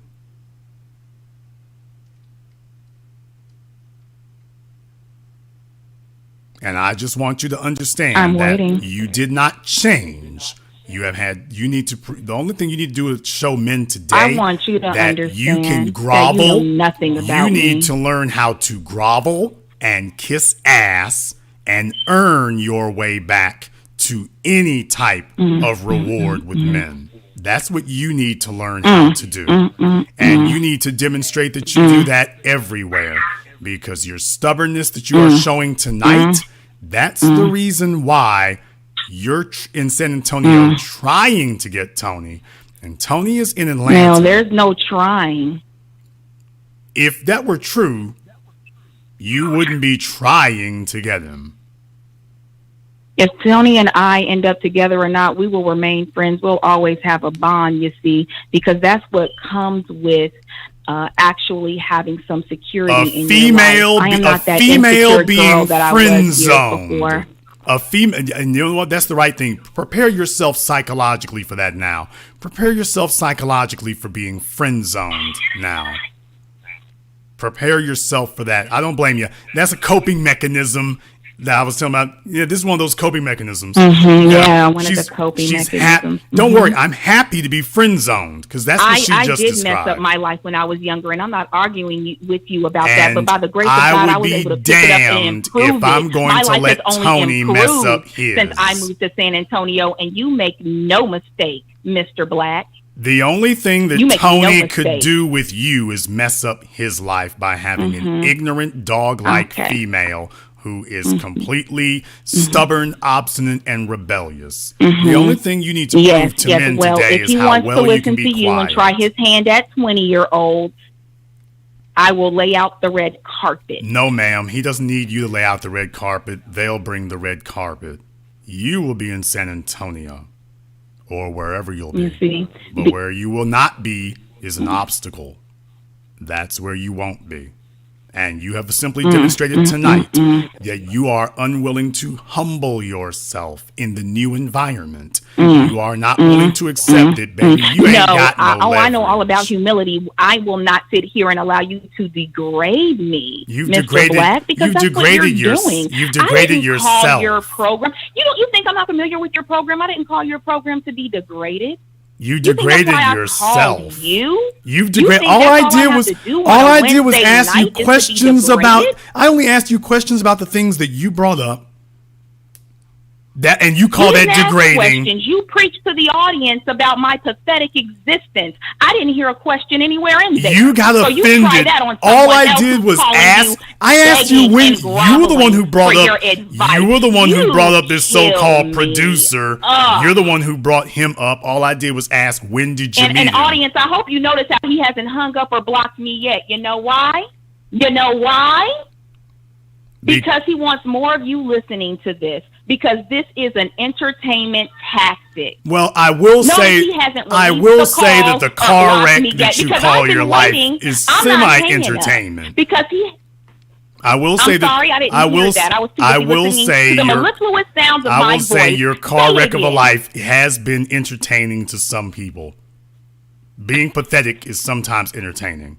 Yes, I usually am entertaining to most people. But I will tell you what is not going to be entertaining. I have an enigmatic personality. Okay, that's not the word. Try saying it again, you illiterate. Maybe not the word that you would saying use. It again, you inarticulate, illiterate baboon. Oh, you wish I was. That's why you're still on this call, because you actually love it. You know what? You wish I was an illiterate, uneducated baboon, because you know I am the complete opposite. Watching an overweight. Try someone else with that. Usually, listening to an overweight simian call up is usually listening to somebody imitate Planet of the Apes. Usually, that's entertaining. I don't know which one of the apes you would be, but one of them, whoever can dial on the telephone, whichever one could do that. That one's usually pretty entertaining. You got another one? But this one, I assure you, what I'm about to do next will not be. Tina, I didn't do this because I'm bored. I did this because I want you to understand your place in the pecking order. And your place in the pecking order is at the bottom until one day in the far-flung future, maybe you can have more. But you have already demonstrated that you were too sexually in the last 5 years. You have been too sexually promiscuous, too intellectually irresponsible, and too socially dumb to be able to rescue yourself from your own problems. And you met not one but two men who could have changed your life. And you've ended up with actually neither of them, with everybody using you for bedroom fun and sending you on your way. But let me remind you of something that's called mathematics. And I'll give you a little bit of a hint about the future here. The past is the best indicator of the future, not the only one, but the best one. And what you haven't realized is that in your ignorant little pedestrian brain, you think that sex is a power. You think that because Tony's had sex with you in the recent past, that somehow constitutes a commitment. I assure you, you are as delusional today as you were 20 years ago when Pookie knocked you up the first couple of times. And then you wanted to go cheat on Tony with him. That was just how wise you were. That was the wisdom you demonstrated. And in the last 5 years, you did meet somebody else, but you weren't smart enough then to keep your claptrap closed long enough for him to take you off the market, which is what you admitted. You should be grateful that somebody's allowed this pathetic instance of baboonery that you call a life to serve as a lesson to other people to avoid the traps that you put yourself into. And instead of being grateful and happy and just facing the reality of the mistakes you've made, you're offended that I would simply put a spotlight on it and point it out. And that I am not going to sit here and try to avoid reality and ignore it. These are things that you did. These are things that you have to live up to. And then it should go from there. But this idea that somebody's beating up on you because we're simply sitting up here saying what the situation is, no, that's not it at all. Now, this car wreck of an existence of yours has been entertaining. But what I'm going to do next is not going to be. Tina, the last time that you got on my telephone acting like a straight up ass, I made you pay $50 and then I allowed you to call back in. That's not going to occur this time. Okay. Get off my phone, Tina. And when, I'll wait until Tony, you hang up, Mr. Black. And just understand, when Tony does call me back, and he will, and when Tony needs better options, which he's already testing out, by the way, because no amount of you making him enchiladas is going to make up for that, by the way. But when he does, just understand, I meant what I said. I'm going to do everything in my power to make sure that he doesn't handcuff himself to a problem like you. And $50 is not going to get you out of it. Introduce him to another woman, Mr. Black, because I only want the best for him anyway. But see, I know.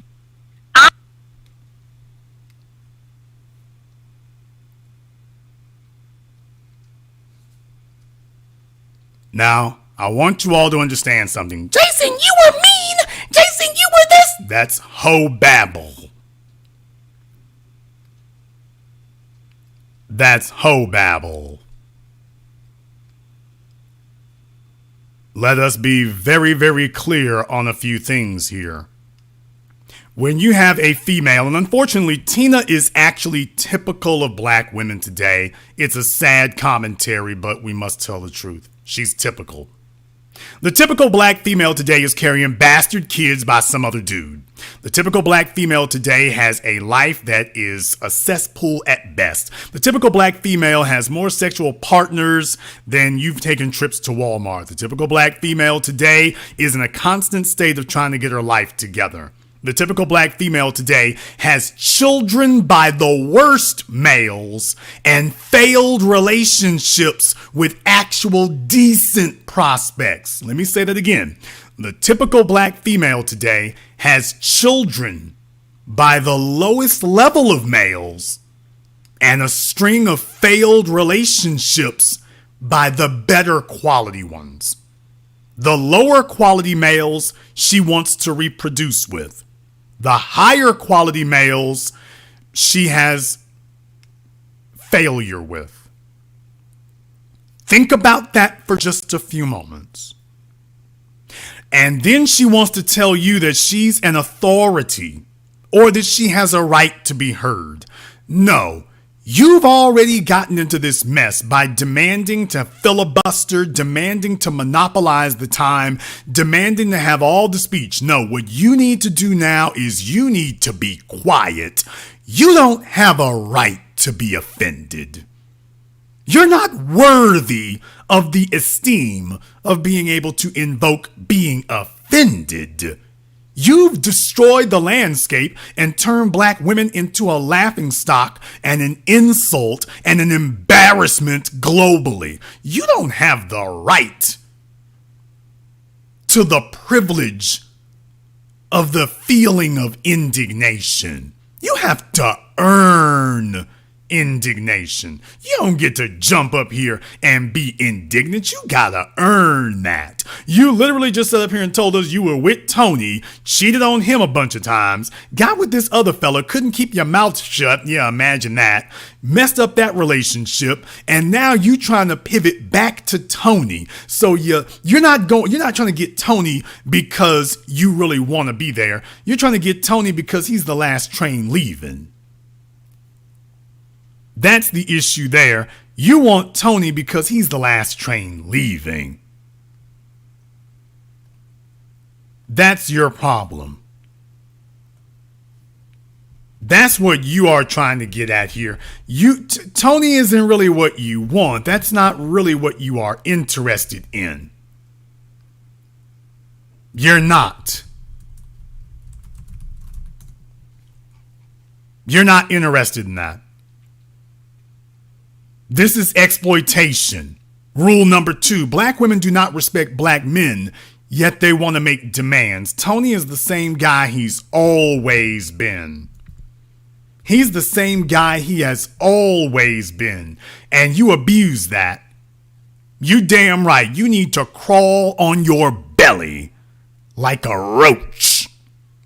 You need to demonstrate to every man that you meet, you need to practice the skill set of being humble and humility and perseverance and long suffering. You gotta prove to us that you deserve respect. We don't have to give you anything. You wasted all of those. You're gonna have to prove to us that you should get anything. Let's just be very, very clear. You will not be doing it on my phone. And I did you the privilege of allowing you back into the room. But I want to make it very, very clear to you. From here on in, you crawl on your belly. You crawl on your belly like a bug. And because you have been walking around the biggest, sloppiest mess in the world with arrogance for the last 20 years. And you have sat up here and disrespected Tony, and you got with somebody else, and the only reason you're calling Tony now is because it didn't work out with anybody else. And you see Tony as the most vulnerable victim. If you all want to know why I talk to her like that, she doesn't respect Tony. She sees him as the most eligible victim that she can sucker in now. And I'm just making it clear. Take a look at what happens when all I did was ask her some questions about her behavior. She was the one, I was dating a guy who was a producer, but I messed that up one night. I'm like, oh yeah, by the way, when did that happen? Oh, in the last 5 years? Oh, that was since you met Tony. So this may have been one of the guys you were cheating on Tony with. You see, there's a lot of black females out there who are sitting up here Olympic sexing their way through life and acting like all this slut behavior is a big ass game. Then you wake up in your late 30s and realize that life is real. And then you go back scrambling for the very men that you spent the previous decade and a half disrespecting at an epidemic level. And you think I'm going to sit here and rationalize that away and defend that for you? Hell no. No, I'm going to put a spotlight on it and make it very clear what you were doing. Now, for those of you who don't know about Tony and Tina, that's perfectly fine. But just understand, if you remember the previous calls, she was cheating on this dude the whole damn time. Got a bastard kid by some other dude. And she's only talked about a couple of guys in between then. This guy she was talking about here tonight, this is just one She doesn't really respect Tony. She just sees him as a resource. Well, he's available. And I want Tony to hear these things. I want Tony to have some self-respect and some dignity about himself so that he hears, you know what, Tony? I'm not going to tell you that you can't sleep with her from time to time, but I do tell you that you can do better and you need to outgrow that. You can get you somebody who's a whole lot more agreeable, a whole lot more submissive, and a whole lot more uplifting. You do not have to put up with that. And please understand, she thinks the game is going to be, if I can just ring Tony in and get pregnant, I got him. And Tony, if she is able to get pregnant by you, yeah, she does got you. She's in her late 30s. Getting pregnant by you will carry her into her 50s. That's her prospective retirement plan. I'm here to derail that, if at all possible. But to the women listening right now, just understand something. The level of disrespect that she's shown to Tony, that's typical of how black men are treated today. And it is time that black men started making it very, very clear that the path back to us is going to come by sackcloth and ashes. That people are going to have to placate themselves, humble themselves, get down on their knees, put their faces in the dirt, and earn the right to be acknowledged by us. She's got no leverage. She is in her late 30s. She's got a kid. She's sitting on a bunch of debt. And she's hoping that somebody's going to come along and save her. Baby, you don't have any leverage to sit up here and talk slick to anybody. You don't have that. You got zero leverage. And as black men, so many of you have been raised by baby mamas that you have let females sit up here and tell you that you should just be grateful to have access to this worn out cardboard cutout of a female. That we're supposed to just be grateful for anything that wiggles and jiggles and brings his fat sloppy ass into the room. And instead of us showing them, you know what? There's nobody here who's going to bow or scrape because you walked in here. We all know what you've done, and there needs to be a black Nuremberg. We're not going to get the respect. Fellas, I talked about how black men are not respected. Let me tell you one thing. We're not going to get the respect of anybody until we start letting the females who have spent their lives disrespecting us know that we are all on code. Oh, hell, I'm going to offend a whole lot of damn people by saying that. I'm going to offend a whole lot of damn people by saying that, but it's the damn truth. We've allowed a bunch of fat, sloppy. These women have spent their lives disrespecting us through everything they do. They disrespect us verbally. They disrespect us socially. They sit up here and conspire with the dominant society to say, okay, if I help you, white daddy, will you help me to sit up here and defy their authority? We've allowed them to disrespect us financially. They even disrespect us physically. They do that because there hasn't been a punishment mechanism. There hasn't been a punishment mechanism. And as a result of these things right here, we're allowing them to represent us badly, and the only thing they feel like they got to bring to the table is sex. And they don't even bring the sex to us in an appealing wrapper. It's not even brought to us in a wrapper that we would actually desire to have. That's how low the damn bar has fallen. You can go to Instagram and find, these are all professional gals. If you don't mind a chick whose sexual history is written all over her body because she's tatted up with more dialogue than an edition of the New York Times. And if you don't mind having a female whose sexuality is on display to the damn world here, and these are just the ones who are recorded, that's physically disrespecting us. That's physically disrespecting us.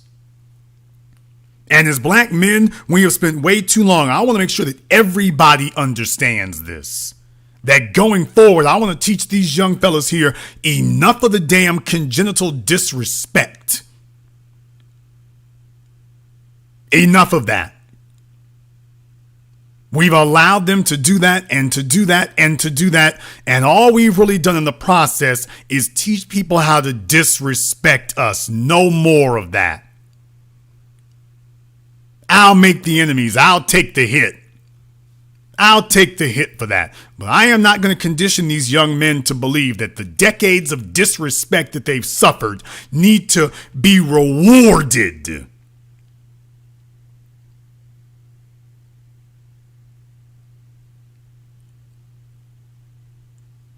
You don't reward disrespect with compassion and politeness. You don't reward disrespect with that. You don't let somebody sit up here and do that to you for years and then reward them and say, oh, well, I'm going to treat you differently than me. No. The shoe's on the other foot. And if you don't make them pay, if you don't make it clear to them that there is a penalty, then they're going to get worse about it, which is where we are now. They are worse about it today. The females haven't gotten better with the disrespect, in case nobody noticed. They're worse than they've ever been. They're worse now. It's become a big-ass clown show everywhere you go. And remember that these are the dumbasses who think they're going to represent us. This is the embarrassment that wants to represent us. They bring us the fattest, sloppiest, ugliest, most profane, ignorant, backward-ass thing in the world and then tell us that we need to be grateful for them to even be in the room. When do we sit here and say, hell no? And it doesn't start with women, brothers. It starts with us. It starts with us. And so many of you are so desperate for anybody to sit up here and show you some attention that you tolerate that. And I'm saying that you can do better than that. You can do better than that.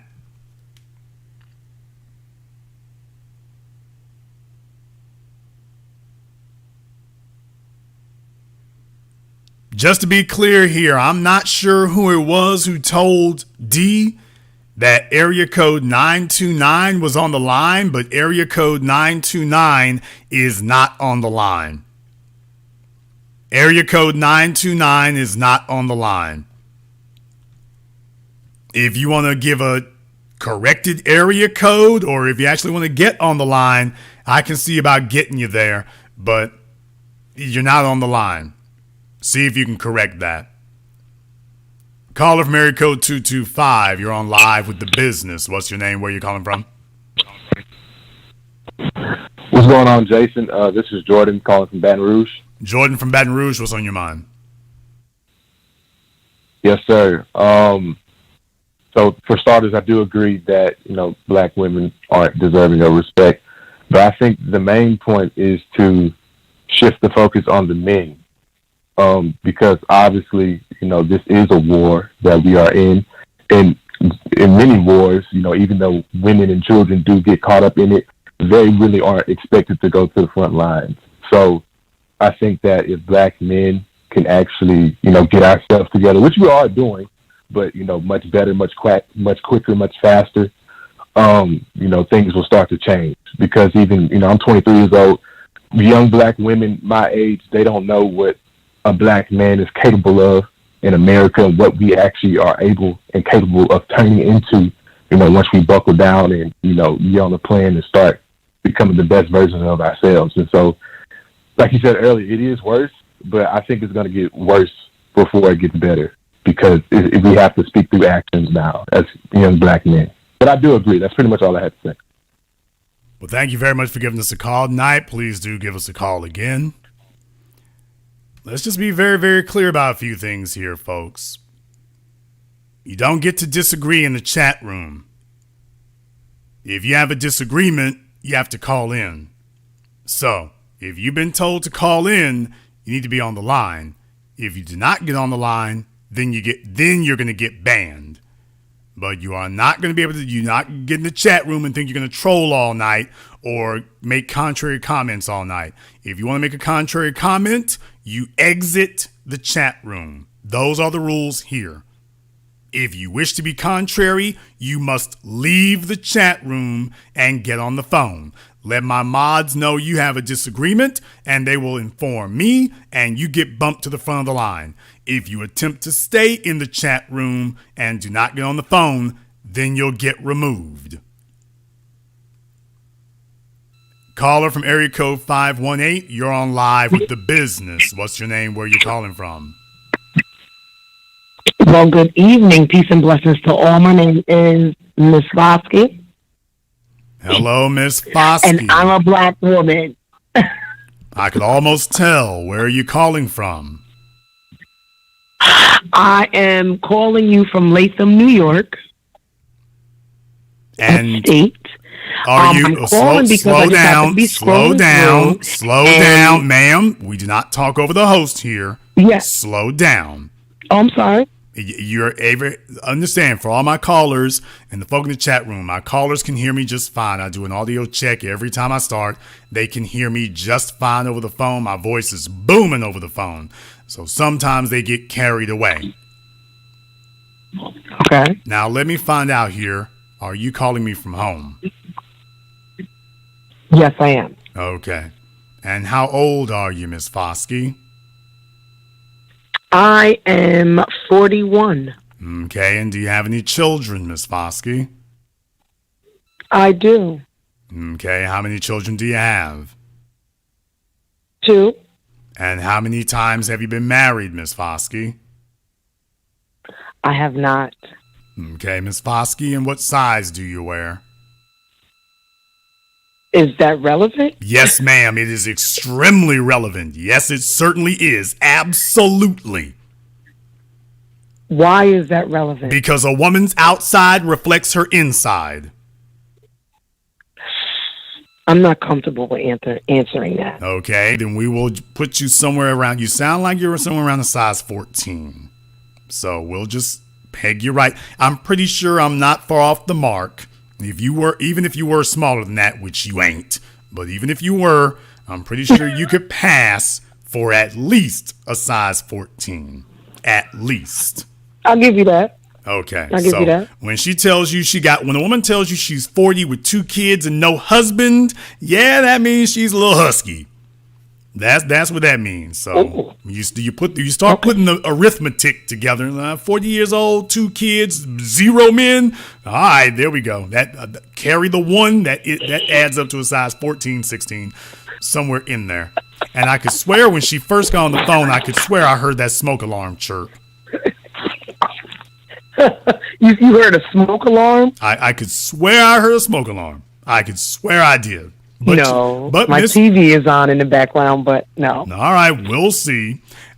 Miss Foskey, you had something you wanted to say.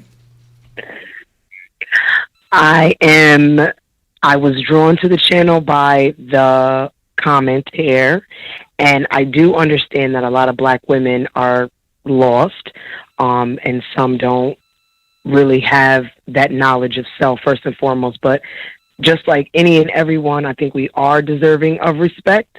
I work hard. I'm classy. I'm respectful. I'm a team player. I'm a hard worker. I have respect for myself. So I think that's why others around me may have respect. But I do see where men feel like they have to be disrespectful. But do you not think that women are a little bit of offended by most of our black men date white women are outside the race. They totally disrespect us or feel like y'all are not submissive, so they go to the other race. Is that a form of respect?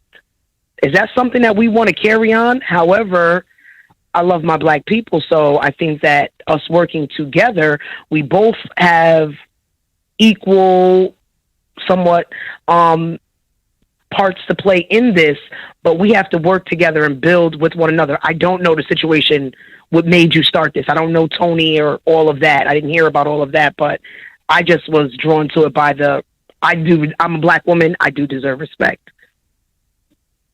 And that's all I wanted to share. Jason, let him talk. Let him speak. Jason, let him speak. Okay, I'll let her speak. Now, I'm going to address everything you just said there. Okay. You mentioned several things here, and by the way, I want to make sure I name them. What I remember here, you said that you work hard, you are classy, you are respectful, you are a team player. I think I might be missing one more descriptor in there that you used. I might be missing one, but I remember those. I work hard, I'm classy, I'm respectful, I'm a team player. So I want to address that. Knowledge of self. Okay, knowledge of self. Well, I want to, that might come in handy as well. So let me go ahead and check a couple of things here first, okay? Were your parents married? Okay. Yes, they were. Okay. Your parents were married, and yet you raised your children, you created children out of wedlock. I did. Okay. So can you explain to me what part of knowledge of self does that type of behavior demonstrate? That you raised in a home of married people, and yet you went into degeneracy yourself. So how much appreciation of knowledge of self does that illustrate? I could understand that, but we all had to come from somewhere. Okay, ma'am. Okay, good. There you go. That's deflection. That's deflection. I asked a question. Now, if you're not going to address my question, there's a problem. Sorry. I do apologize. I asked a direct question. You were raised in a two-parent married home, which is the civilized thing to do. When you entered the world, you immediately turned your back on civilized behavior. But yet you claim that you're a person who has knowledge of self. And I'm just asking, what part of knowledge of self is raised in a two-parent home and then subjects their children to a broken home? What part of knowledge of self is that?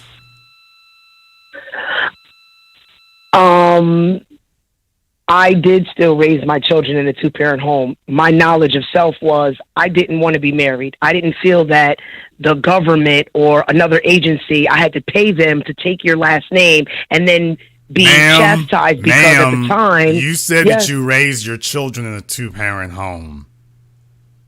I did. Okay, you have two children. You have two children, correct? Yes. And how many fathers? One father. And we've been together for 21 years. We've been together for 21 years, and yet he has never married you, given you his legal name and legal rights to his property, lands, title, and accomplishments. He has done all of that. I just chose not to do it the legal way. Ma'am, I chose not to. My knowledge of myself said I don't want to be legally married. If it is not, quote, the legal way, then it is not enforceable.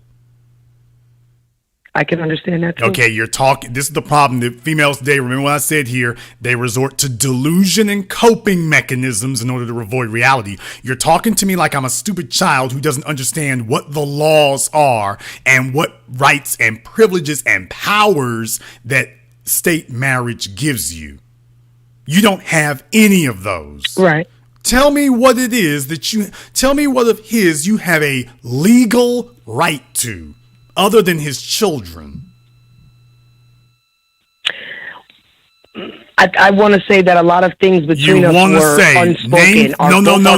No. Name me the three things. If that man drops dead tomorrow, name me three things that you would have a legal right to that his blood relatives could not challenge you and defeat you on. Name the three. Don't give me no explanations. Don't tell me what y'all did. Just name the three things. Just name them.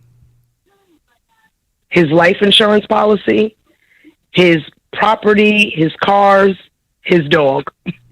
Okay, you have a right to his property. They have it. Ma'am, you said they have it. Yes. Who's they? Meaning the children. Okay, ma'am. I wouldn't even want it. Okay, thank you. I asked, what do you have? I have all that legal right because they're still. Okay, no. You ain't got a damn thing. You have nothing. You have nothing. Well, right. You're right. You have nothing. If he drops dead tomorrow, it will be as if you never existed. Notice I didn't say as if he never existed. It would be as if you never existed. I see that. I want you all to understand that was the value. That's the numerical value that being in a relationship with you cost him. It didn't cost anything. And she proudly sat there and stayed in that position. And now if that man dies tomorrow, his children get something and you get to go back to work. I never stopped. Okay. And that tells me how much he values you. That the mother of his children, I can see that. The mother of his children had to remain working before pregnancy, during pregnancy, afterwards. She's just, as I say, he might as well have not even been there. And you call that a 2-parent home. You're a single mom whose boyfriend been living in. That's what you are. You're a that's what my mother said. You're a Yeah, your mama was sitting there saying, by the way, I never would let no nigga do that. So your mama probably looking at herself wondering where she went wrong. Yes, she never would have done that. Yes, ma'am, and it's embarrassing. Okay. It's embarrassing. That's really embarrassing. It's not can be. It is. Take a look at all the other chicks out there. Well, maybe to some, if it's not embarrassing to you, then that just shows how far gone you are and how that you basically surrendered and said, "Screw it, life is a wash." No, I promise you, loss. I didn't do that. I mean, I understand the way that it may look to the outer eye, or what the norm or the public is supposed to be, but the choices and decisions that I made in my life were my own stubbornness that I made. Okay, tell me, just tell me something here. You've been with that man. Well, you claim y'all been together because y'all ain't really been together. He just been around for 20 years. How does it feel to spend 2 decades with a nigga that don't really fool with you for real like that? How does that feel? Just out of curiosity. Say it again? How does it feel to be with a nigga who don't really fool with you for real for 2 decades? I'm just curious. how that feels. How does it feel being with a dude knowing he don't really fool with you for real for 2 decades? He don't really fool. He don't really fool with you for real. 2 decades down the line, you didn't give this nigga your best years. You gave him all of them because you 41 now. That's it. From your 20s are a wash. Your 20s are gone. You got washed. You got washed, baby. You got drug. Your whole 20s are washed out.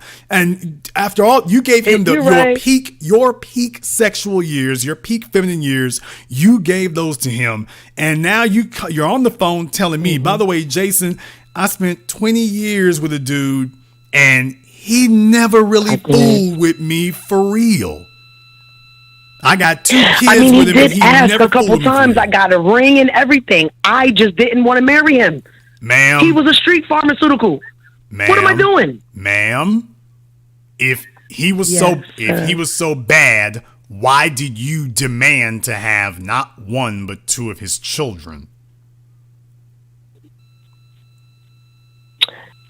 He is a good man. Okay, but you just said, why would I want to marry him? He's a street pharmacist. Furthermore, that's the whole purpose of me. Because first of all, ma'am, you raised that as a negative.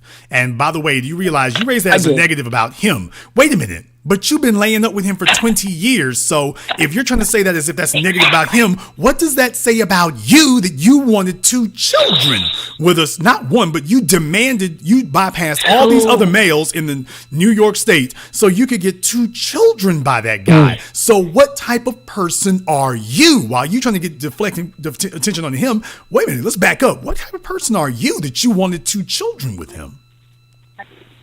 Honey, I appreciate you so much. Oh, I get that. That's great. Okay, but back up. God for you in this very moment. Okay, here's your brake pedal.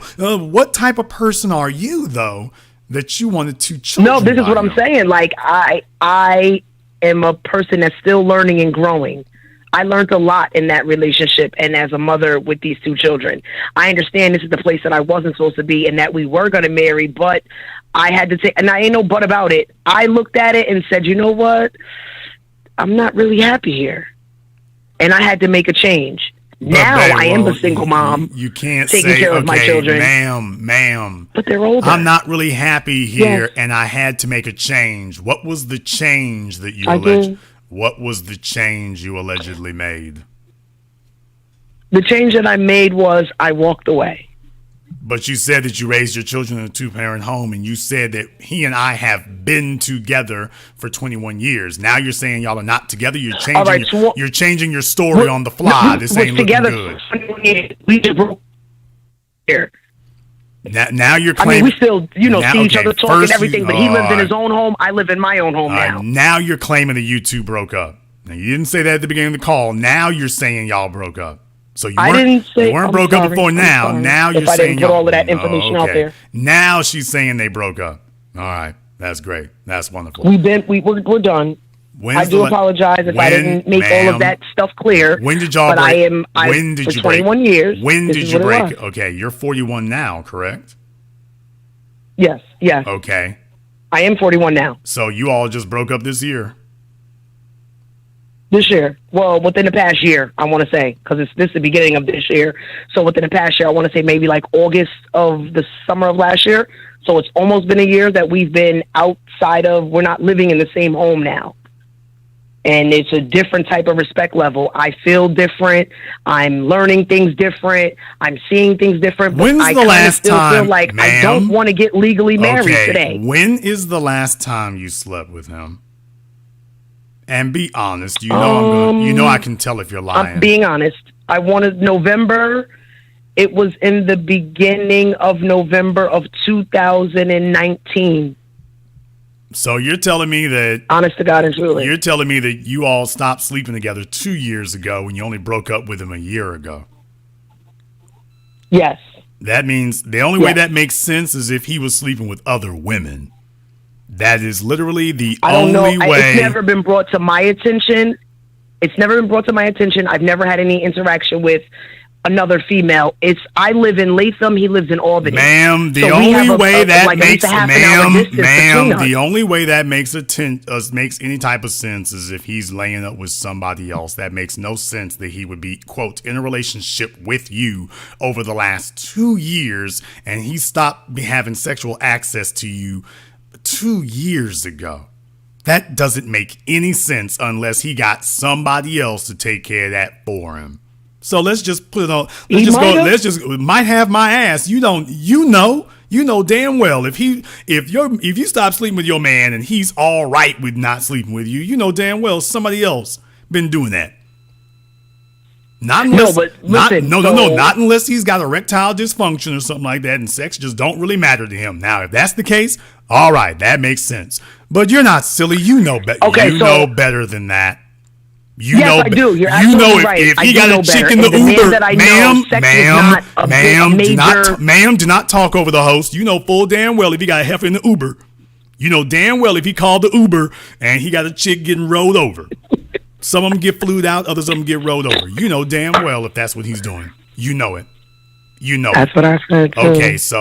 Okay, but you're not sitting here guessing. You already know if he's doing that. So can we stop talking to the host like I'm stupid? You know full damn well. I'm not talking to you like you're stupid. Okay. I'm telling you my life. Ma'am, how old is he?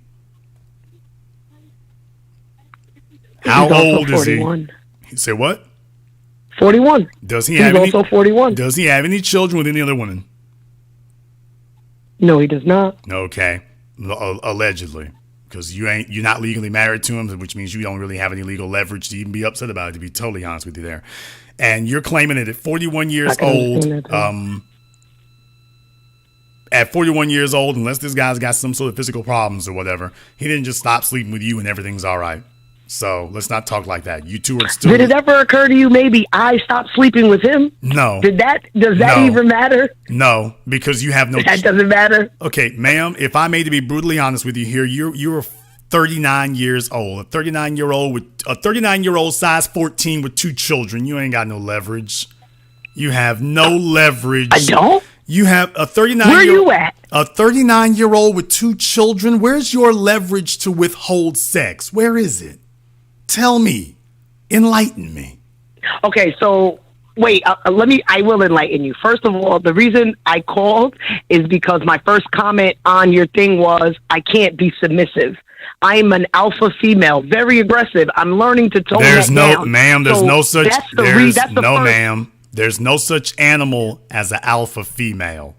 not the manner in which you're Honey, trying. well, you need to come meet me. Ma'am, where are you? No, where ma'am, are you at? Ma'am, there is no such animal as an alpha female in relation to a male. That is a physical impossibility. That's a delusion. Okay. Now, it is possible for a female to emulate an alpha to other females, but there's no such thing as a female alpha in the presence of males. There is not. It doesn't exist. You can be loud and belligerent and pray to whatever deities you believe in that nobody knocks your teeth down your throat. But you cannot be an alpha in the presence of men. Because in order to be an alpha, Rollo Tomasi, listen to me very carefully. You spent decades messing this up, and I had to correct you about it. So thank you for halfway correcting yourself, but you need to go all the way, sir. You can't half do it. You got to get it all the way straight. Alpha is defined by power. What power do you have over a man?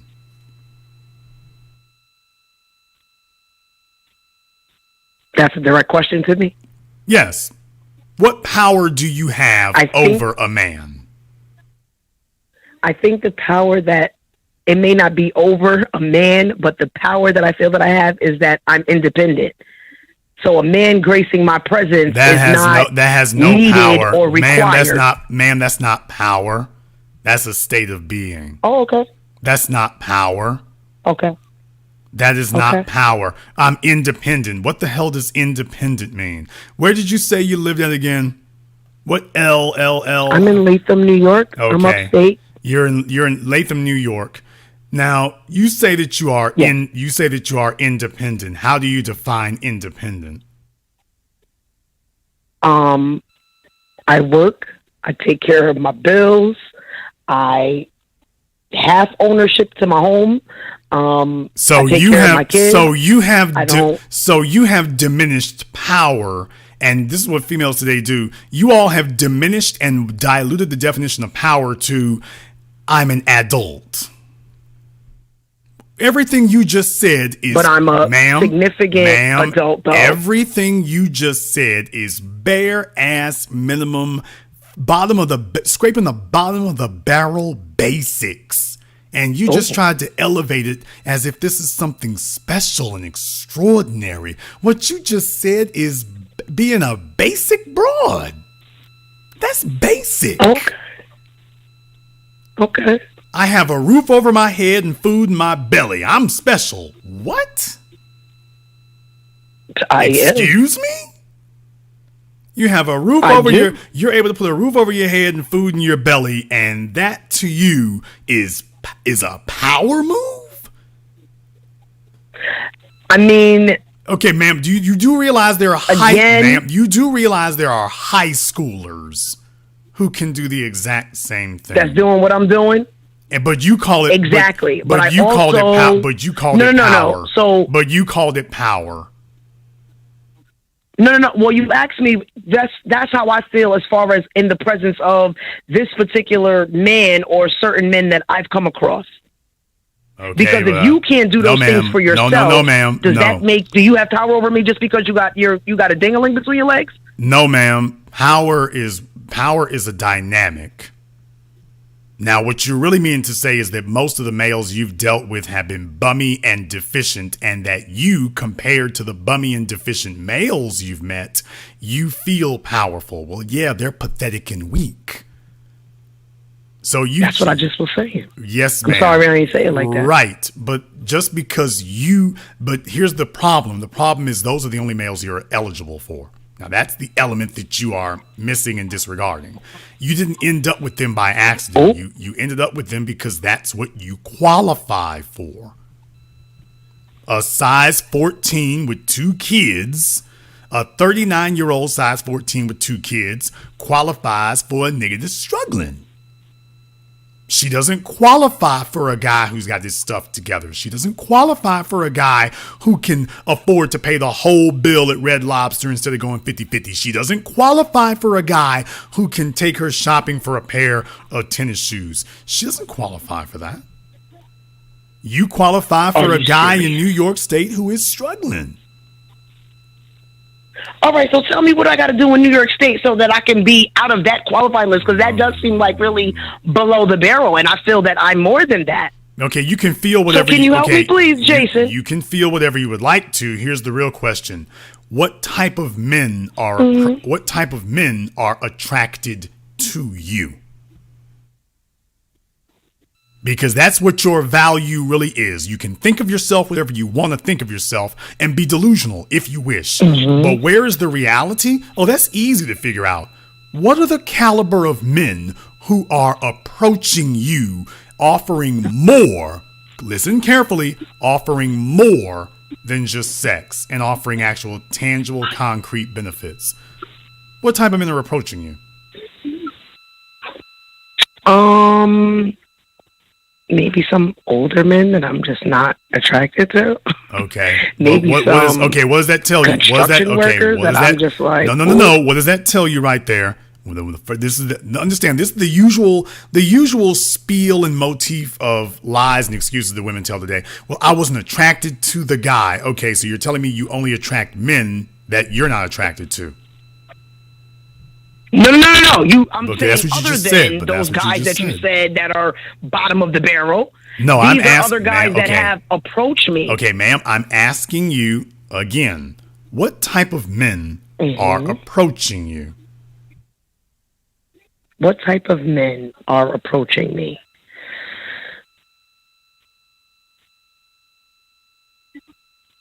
Men that I feel like I'm not qualified for, maybe? I didn't ask that. Other type of men? You don't know what type of men are approaching you?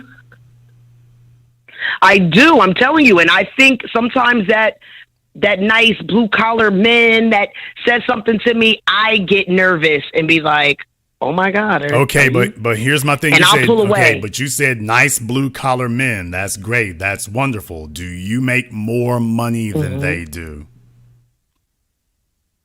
I've never...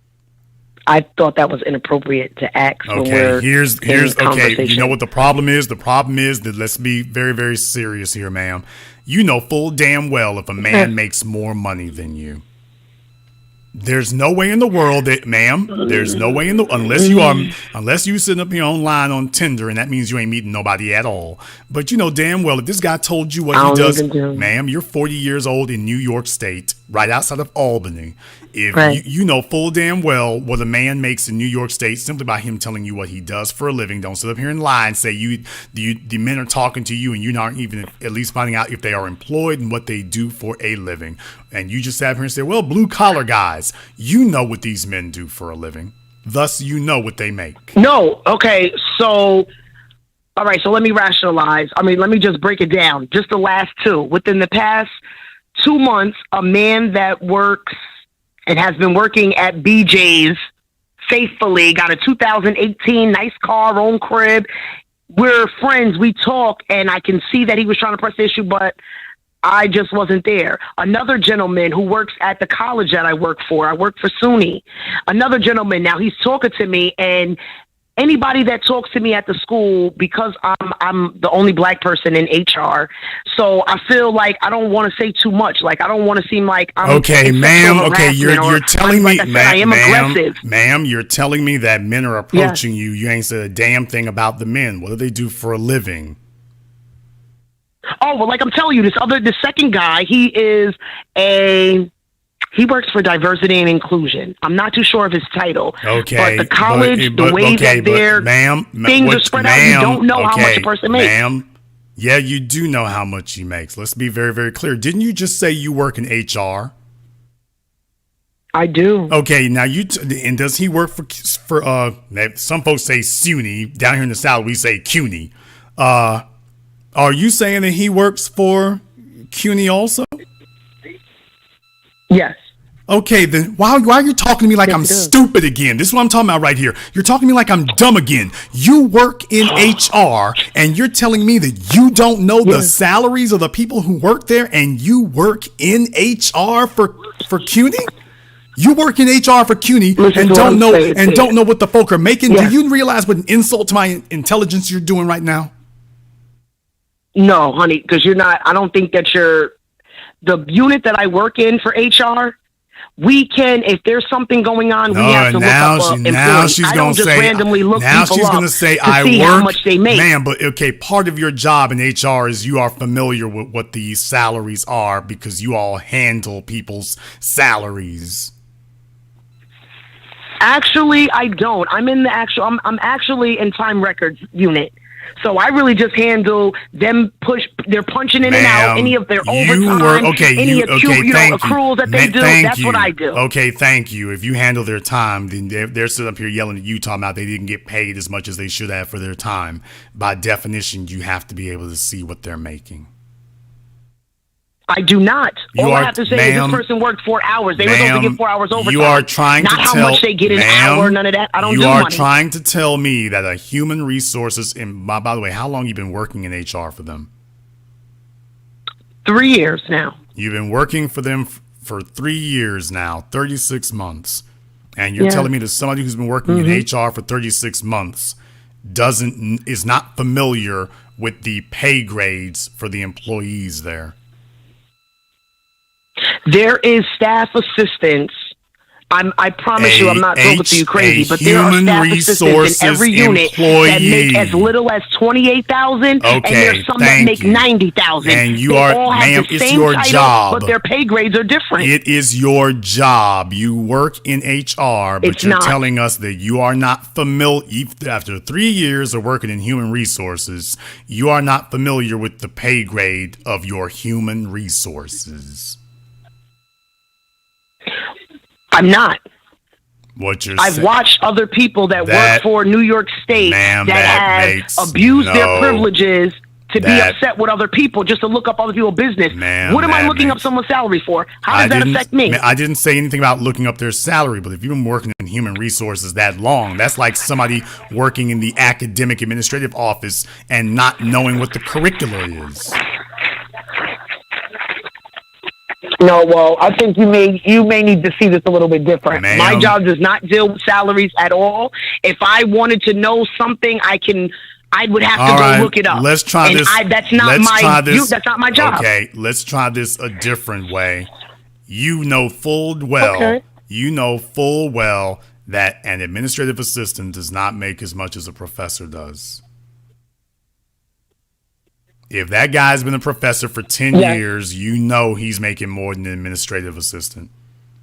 I just told you I didn't know his title. I just told you what unit he works in within the school. Okay. And now he just got promoted, and now he's the head of diversity and inclusion, and I could not tell you what this title would be. Have I ever looked him up? No, because I don't want to be nosy. Okay, but you would know if he's an administrative position that pays more than the professors. You would know that. That's kind of hard to tell, but I understand where you're coming from. But you would know if he was in an administrative position that makes more than the professor does. You would know that, and you would definitely know if he was in it. Man, be quiet. You would definitely know if he was in an administrative position that pays more than your administrative position. Now, you would definitely know that as well. How else could you progress? Okay. How else could you progress in your job and get promoted in your job if you don't know what the jobs that pay over yours are? How could you possibly ever get a promotion?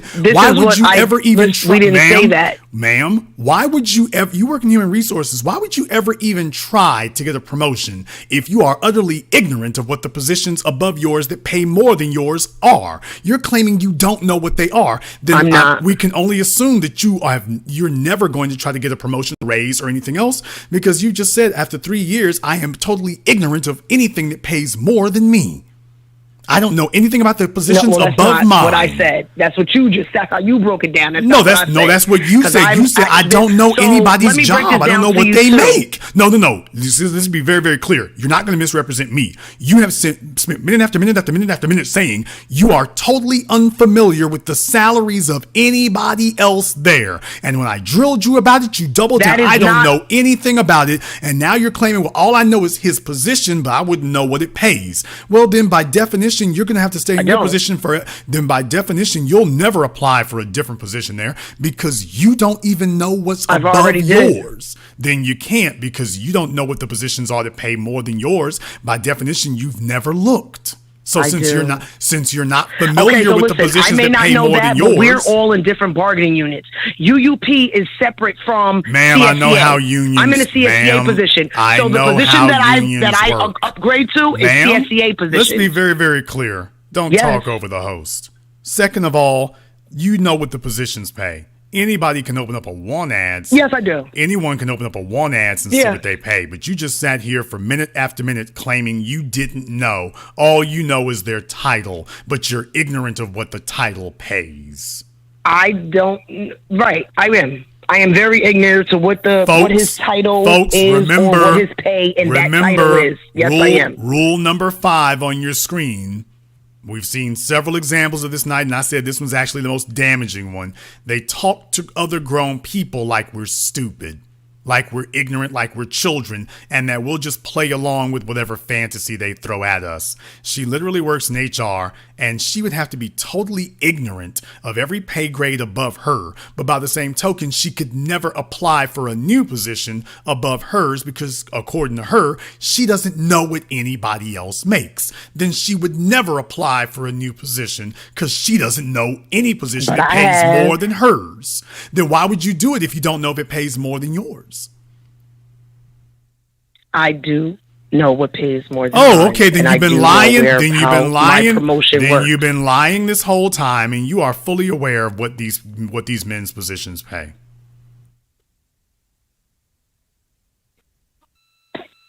Okay. Right. So you've been lying all this time. You know I was correct. You know full I'm well. not. I promise you. You know what these men. I'm not lying about that. I don't know. That wasn't. If First you of all, know when I the meet positions somebody, above I'm yours, not- you know if his is. Maybe this is just ma'am, me. if you know the positions that are above yours, then you know if the men you're talking to have work in one of those positions.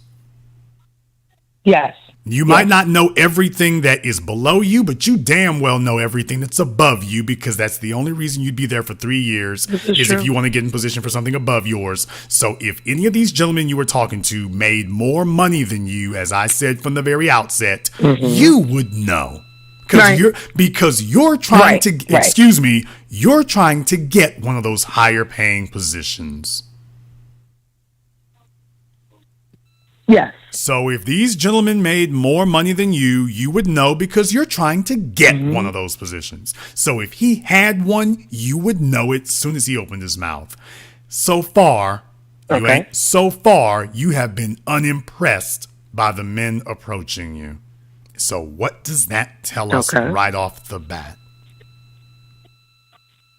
I'm not too sure. I'm kind of lost at this moment now. You do know what it means. If his job position impressed you, you know what the men make. And if his job position was impressive, you wouldn't be sitting here talking about how unimpressed you are.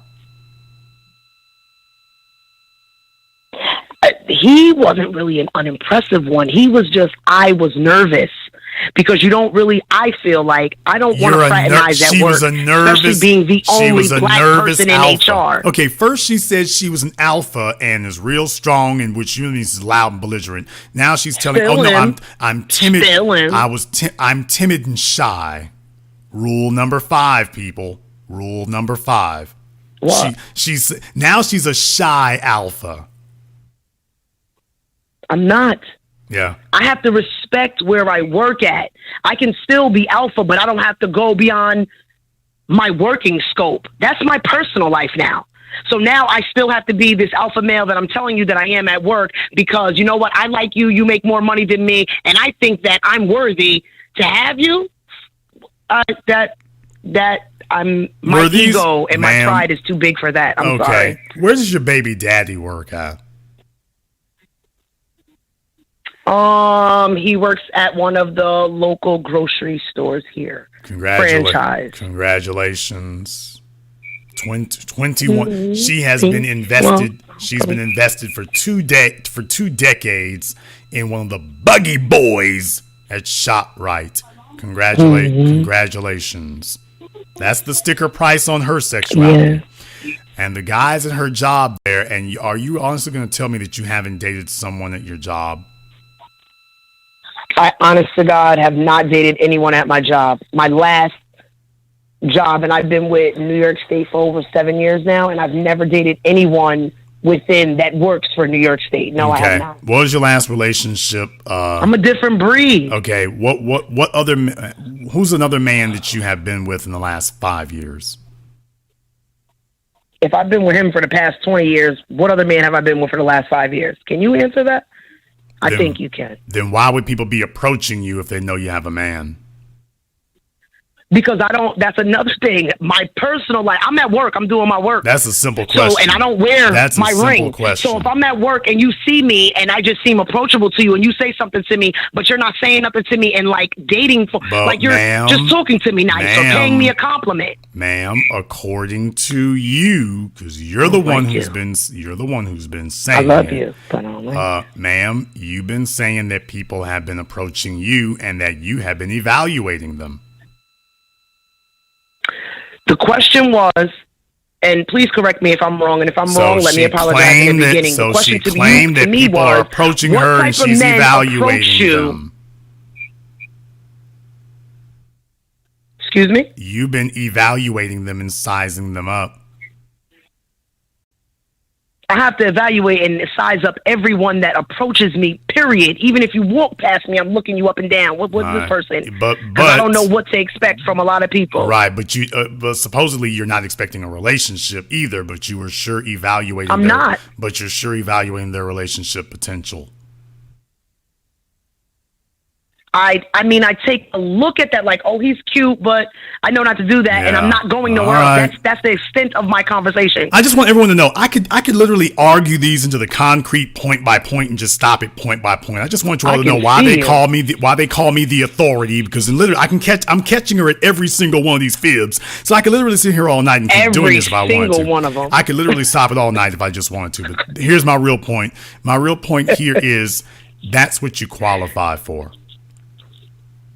Okay. And my question to you was, so let me know, what is it that a woman should be doing to qualify for something more than you telling me that I first of all, being if you don't mind. First of all, being a size 14 with 2 kids is not where it's at.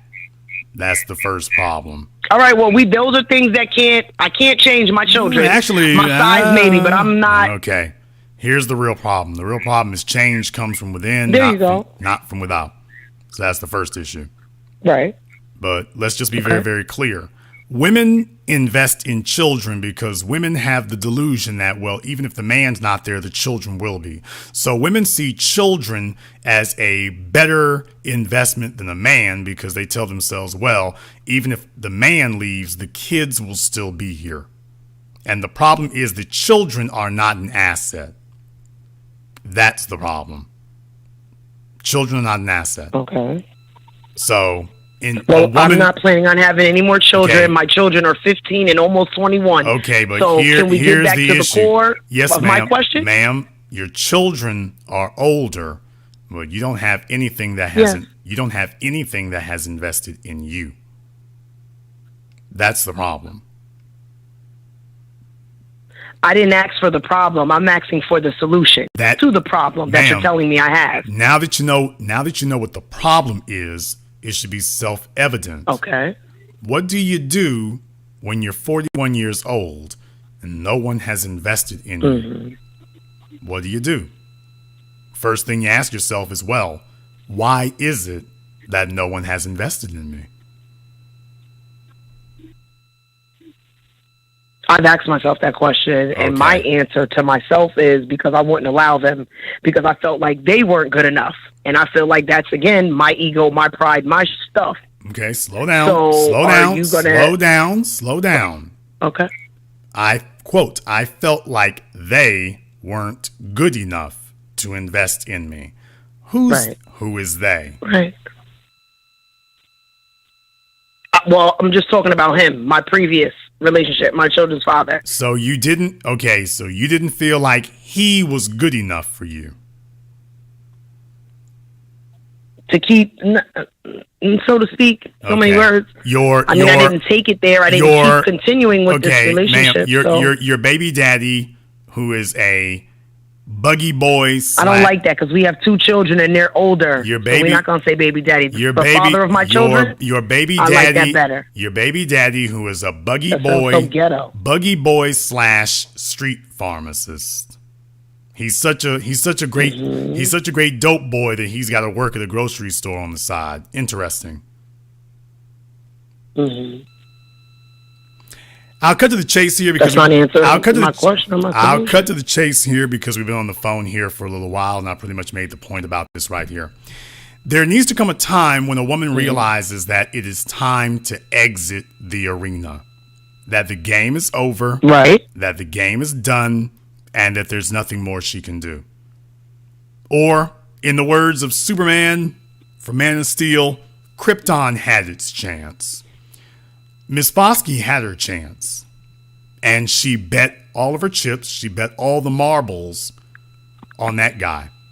Just to turn around and say, I gave him 2 decades of my life, right up until the recent past, 2 decades on someone who wasn't good enough.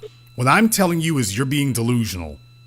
He is the best you could do. Okay. You don't get with somebody for 2 decades because he's not the best you can do. If you had another better option, any other option, you'd have taken it. You were with him because he's the best you can do. You just, like most black women, you just don't want to accept that. And rather than at least I won't accept that. Okay, you don't, and no one's going to make you accept it, but just understand it's going to be a long, hard, ugly, lonely, bitter little place. Because the only thing you can really do right now is continue working. And all the benefits that he has accrued that would allow you to stop doing so, you can't. And in case you can't tell, take a look at what it's turned you into. It has turned you loud, belligerent, boorish, unpleasant, abrasive, masculine. No man is chomping at the bit to have that, except a fella who ain't got no better options. And he's only going to lay up with you till he gets back. He's only going to lay up with you till he gets back on his feet. And that's it. Oh. And you know this at 41, the man, I want you to listen to this. This is their wisdom on display here. At 41 years old, the guy who would invest in you, you said, no, he ain't good enough. And the fellas who you who you are wondering are good enough because you've never actually figured out if they were, but everybody else, they won't invest in you. Think about that for a few moments. The one who will, you keep saying ain't good enough. And the ones who won't, you're holding out for. At 41, do you think you've got anywhere even remotely close to the leverage you had at 21 or 31? I do. So you mean to tell me that you think you have the... how much leverage did you think you had at 21? A lot more than I do now. Okay, that's not telling me. That's not telling me what you had, ma'am. On a scale of 1 to 10, even numbers only, where do you believe that men rate you? Men rate you physically on a scale of 1 to 10, even numbers only. On a scale of 1 to 10, where do I think men rated me at 21 or now? Where do you think men rate you at now? Now, I think I still get about an 8. Okay. Right now, you think that you are an 8. I'm sorry, you think that men say you are an 8. That men. Men. Yes. Men think you are, men believe you are an 8 today at 41. At 41. Yeah. Okay. You do know that statement is categorically false, correct? I mean, I guess it's in the eyes of the beholder, whoever's being told. No. There is a way in which men treat. There is a universal way in which men treat 8s and 10s. That's why we call them 8s and 10s. And you are telling us Okay, well, how do they treat them? you are telling us that in the New York area, men in New York consider you to be an 8. Now I asked you, what do men think? I didn't ask you what do you think. What do you think of yourself? I asked you what would the men rate you at, and you said they would give me. I think the men would rate me as an 8. Okay, I really do. From some of the men that I've talked to about life and stuff like this. Okay. Do you think that? How do you? In what way do you think they rate you as an 8? Can you be a little bit more specific with your question? No. You're the one who said that. Jason. No, ma'am, take a look at your screen. Those are 8s. Those are 8s and 10s on your screen right now. And you're telling me that the men, if I ask the men at your school, the students at, by the way, are you talking about the screen that you have up, all of the girls that's with the booty shaking and all of that? Then slow down. If you're not looking at YouTube right now, you can take a glance. But my point is, you said that the men who see you consider you to be an 8.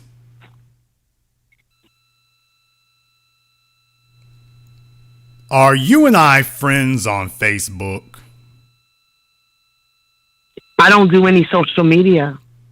So you are an 8 who doesn't have social media? That's an oxymoron. That's a contradiction in terms. There's no such thing as an 8 or a 10 that doesn't have social media. That's essential. Oh, well. It is essential. It's essential. There's no such thing as an 8 or a 10 that doesn't keep pictures of themselves on deck, because that is the coin of the realm. I have pictures of myself on deck, honey, but they're not on social media for the world to observe, comment, or whatever the case may be. I'm just not into that. Here's the problem. There's no such thing as an 8 or a 10 that doesn't want to be seen. Especially with you claiming I'm a child of God. I think that you have me mistaken for a lot of you hit on a lot of great points this evening, and I really do appreciate you. You're a but child it's a lot of of God. Things that you're coming up with that I'm just not with. You're a child of God. Which God are you talking about?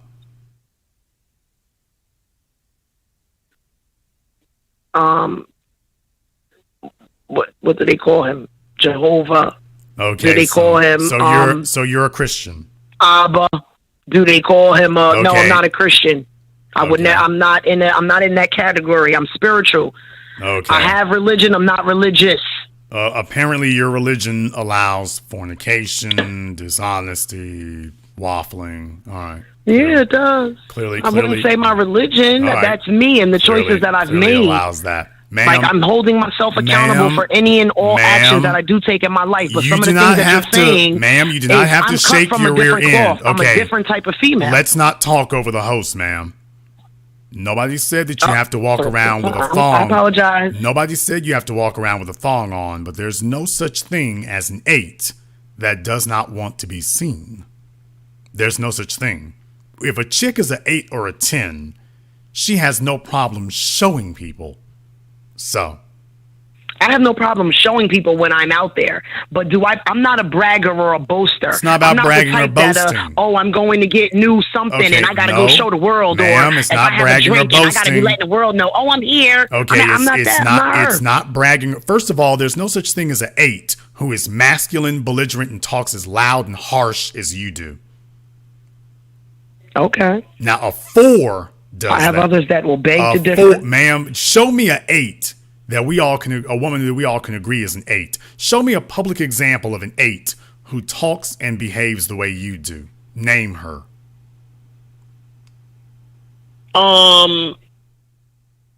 Tiffany Haddish.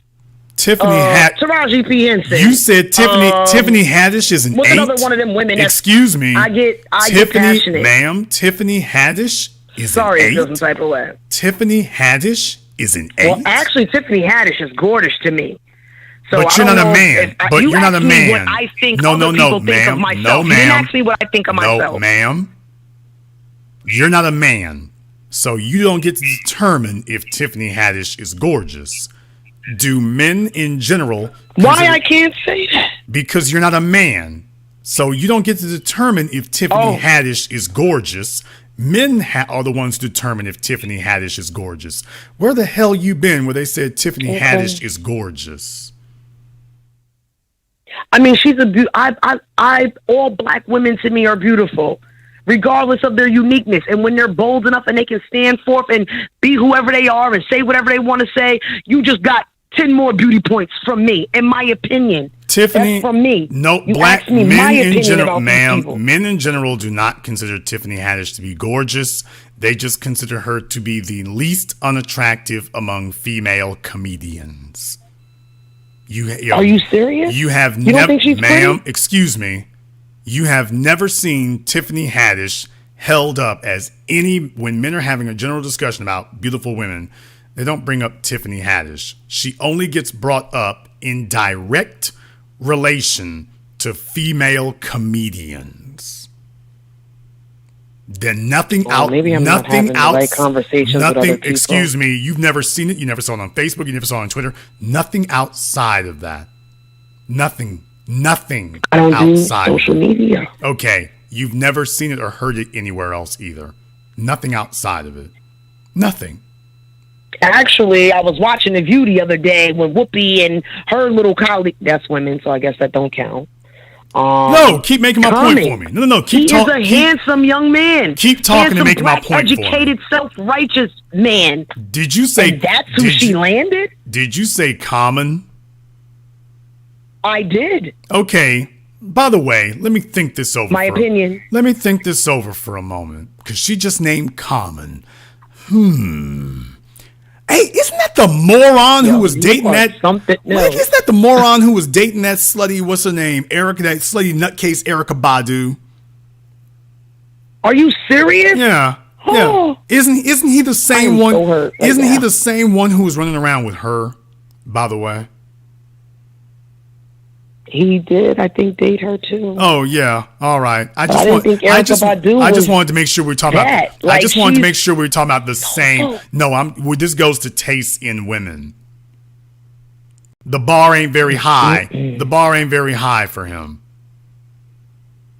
Is the point I'm trying to make? Yeah, when you take a look at it. Ma'am, I don't give a damn if he was on Apollo 13. My point is, when you take a look at the women that this guy is running around with, yeah, I'm considering the source bias. So you named him. Well, Tiffany had this dude's sexual resume looks like Charles Manson's rap sheet. So let's not get into 90 seconds. Tiffany Haddish is not. And the very fact that you would name Tiffany Haddish, that tells me what you think an 8 is. I just want you to understand that. You've just told everybody what I think is what? I didn't hear that word, last word you said. You've just told everybody what your standard and your idea of an 8 is. Okay. And there's I don't think 60 seconds. And there's only one step up beyond that, and that's a perfect 10. And you're telling everybody here that Tiffany Haddish is almost a perfect 10. Honey, I just appreciate beauty. Okay, it's not about appreciating beauty. There's levels. Okay, but ma'am, but you can't see positives in objective truths. And there is an objective standard for it here. You can't make it up as you go along. That's just like saying that an alpha is whatever you want to define it as. No, it's not. Alpha has a definition. Because alpha also has an effect. Alpha also has an effect. And if you are unable to accomplish the effect, then you're not an alpha. So you can 10 seconds. You might be somebody false flagging, which is why we make standards for these things. There have to be standards. You don't get to sit up here and put a title on yourself and claim something for yourself. No, you either qualify or you don't. That's the way it works. Okay. You either qualify or you don't. You don't get to just make it up and then say, oh, look, I got my own pet definition. I qualify. No, you don't. You qualify if you're actually there. So 8 has a meaning. 8 means damn near universally appealing. That is what 8 means. I think I'm damn near universal. So when I think about myself, I think I'm universally appealing. Is that ratchet, belligerent, and loud for you? This man is something else. Are we going to meet? Yes. I have a feeling that you and I will be meeting probably at a soup kitchen near you where you will be holding the ladle and serving the other gentleman. I doubt that, but I'm pretty sure that's coming to a that's going state near you. Ma'am, I'm not sure you, except for the state of confusion, I don't think you'll be coming to a state near me. You may aspire to it. You might aspire to it, but I'm almost certain you will not be coming to a state near me. You wanted my answer about that before. What I'm going to do is I'm going to sit here and say it's time for you to exit the field. Your children are almost grown, correct? Yes, they are. All right. What we need to do is help you to transition. We need to help you to transition. What am I transitioning to? Grandmotherhood. That's what we're trying to help you to transition. We're not there yet. You know, yes, we're not being a grandmom right now. Yes, you are. You are already there. Yes, you are. You sure are. And being in denial of it is not going to stop it.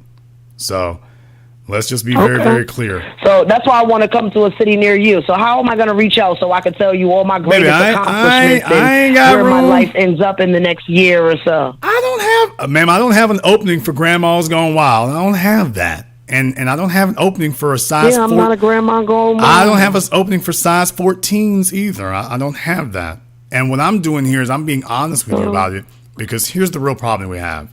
The real problem we have is that black women today don't allow us to be honest with them about what they can actually have and what they actually I'm allowing you to be have. honest without being angry and belligerent. Good. I'm glad to hear that. I'm listening. You missed the boat. Right now, the best that can happen is maybe you can catch some dude who's in his late 50s or early 60s, and his kidneys might not be working quite right. So he's not really sexually active or anything like that. So his standards or demands of a female would be a bit less. And he'd be far more willing to make you a beneficiary of things than somebody who would be younger, more ambitious, and has more options. So that would be where you are at. Either that, or you can stop being silly and take your baby daddy up on his generous offer. Because that is the best you can do. And you are throwing away your chance. Because it's not like it's a bunch of fellas who sat up here knocking the doors down to take his place. By your own admission, there's nobody kicking in the doors to take his place. By your own admission. Okay. And until you level with that reality, that you were hoping that something better would come along, it didn't happen. You need to transition quickly. Okay. But let's stop pretending that you can do way better than him. There might be some senior citizen somewhere who's looking for a big hunk of burning love to have next to him. Maybe you make a mean souffle. But I'm just taking a look at what your leverage is, because if I were advising you, I got to know what are the pluses you bring. What's the leverage you've got? What is the power you're able to exert? Problem, there are only a couple of things the man needs from a woman. And the first thing we're going to ask is, are you his best option to get them? Because you're not his only option. So we then have to ask, okay, you're not the only option. How close to being the best are you? Baby, you know full damn well you ain't a size 8, much less ranking at an 8. You know this. So let's get you in where you can actually fit in. Go holler at one of those assistant professors up there at CUNY. Let him know you've been taking some culinary classes and that you are going to be deadly dedicated to the gym for the next 24 months. And then see if y'all can work something out. Those are your options. Either that or go take up your baby daddy on his did I mention very generous offer? On his extremely generous offer. That would be my advice to you. Oh yeah, and one more thing. The clock is almost run out. You don't have very long to make your decision.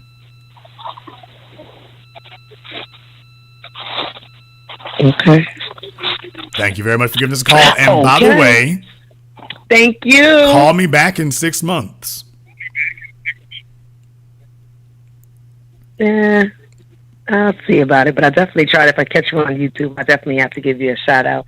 I thank you for your conversation, your words of wisdom. I'd be very interested. I'd be very interested in hearing that. I want to hear from you. I'm not one of these people who says these things and won't stand by it. I'll say it and I'll stand by it.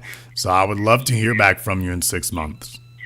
If you actually follow my advice, if you actually follow what I've said, you'll actually get results. I am the only person who will tell you all. If you actually follow what I give you, you will get results.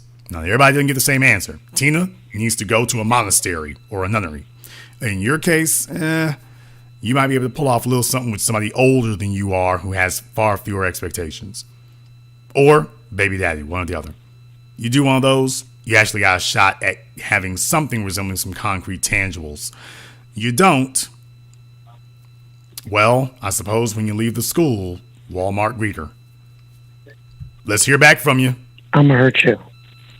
Will do. Take care. God bless. I don't know if they got Walmarts up there in her part of the state. I don't know if they got that.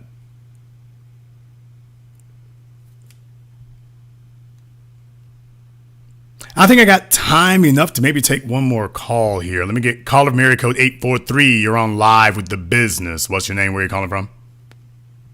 Hey, TBA to Tobias out of Phoenix. Tobias out of Phoenix. Brother, am I on the wrong track tonight? Where am I messing up at? You are right. And we're the type of guys, right, where we kind of dig deeper.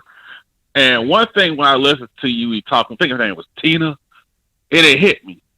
One reason I think a lot of black women don't deserve respect is a lot of them don't know when they won.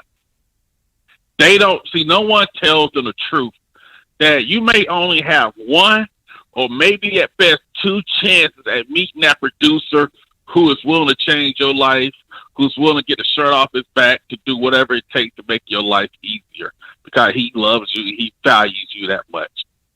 They think that they can walk out the bed and they can find one whenever. They look at these stories of like Sierra getting her Russell Wilson. But what they don't tell you is Sierra knew that was the last bus leaving. She hopped on that Greyhound. So our women don't get told the truth. And the other reason I don't think they deserve respect is because the women, we're hearing the same complaints and seeing the same piss poor choices generation. Still laying up with men who ain't got a job or can't buy a Panda Express. Men laying up with men who can't do nothing, won't do nothing, unambitious. Same complaints over and over and over again. But what they don't get is us men. We check each other all the time. We cut losers out of our circles. We get on young bucks and say, hey, make sure you got your stuff together before you lay down and get somebody pregnant because your life is pretty much done there because you're worried about that now.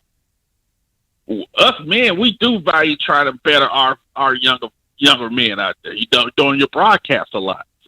But a lot of women will sit there and let her homegirl go down. But a lot of times, if you know this, Jason, you meet a woman, you dating her, you do a lot, you handle business. They don't want you meeting their friends because they know their friends will try to take them. And it seems like they don't want to lift each other up and tell each other the truth. And what happens is they want to talk about your tone, but excuse my language, life is a cold-hearted bitch. They don't give a damn about your tone.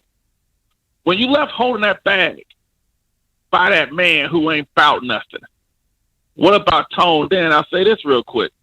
How many sisters you know, Jason, that own homes, homeowners, got degrees, got jobs, but when it's time to do yard work or maintenance around the house, who's there to do it? Who's there to take care of the cars?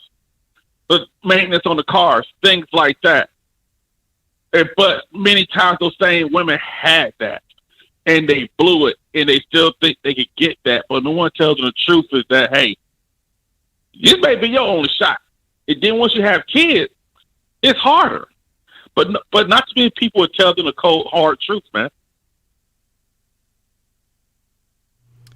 Well, you know, brother, one of these, I may have to do a program here on discussing what the women can really get. Because you're right. Everybody lies to women. The media has made it their business model to lie to women. Let me give you an example of one of the blatant lies that is sold to women everywhere. Anti-aging. Do you all realize how many creams, serums, pills, devices out there that literally, it's a literal billion-dollar industry, multi-billion-dollar industry, selling women on the fraud that there actually is a thing such as anti-aging. And there's not. You can take care of the skin you're in better and whatnot, but all these creams and other things they have out there, none of them turn back the clock. None of them, hell, they can barely even stall it, much less turn it backwards.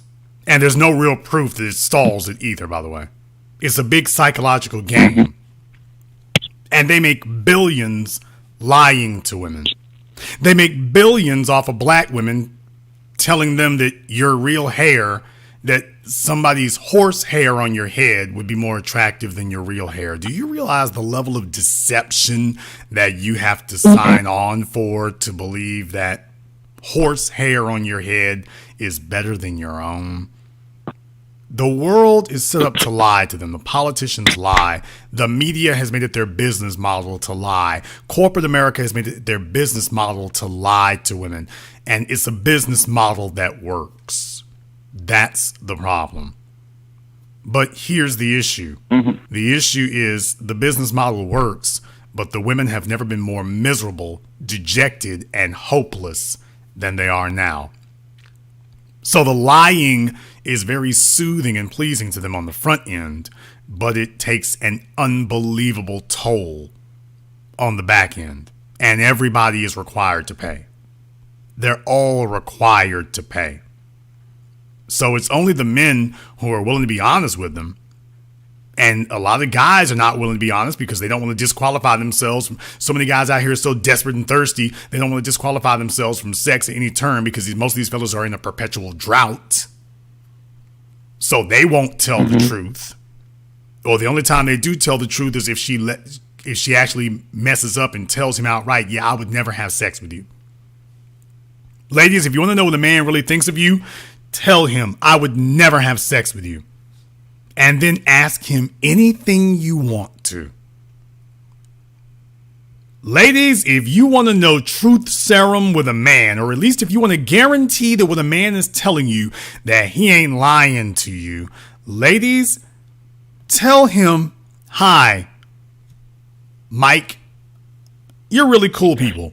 I would never have a relationship and never have sex with you. But I would be friends with you for the rest of your life. We could be really good buddies. Now, I'd like to know, what do you think men think of me? What do you think men would rate me on a scale of 1 to 10, even numbers only? Do you think they give me a 6, an 8, or a 10? Oh, I guarantee you Mike gonna tell you the truth right after that. Whatever he says next, oh, it's gonna be the truth now. Now, you might want to give him a couple of days to let that sting get off of that, but just tell a guy that you would never consider having sex with him, and then ask him anything you want to ask him.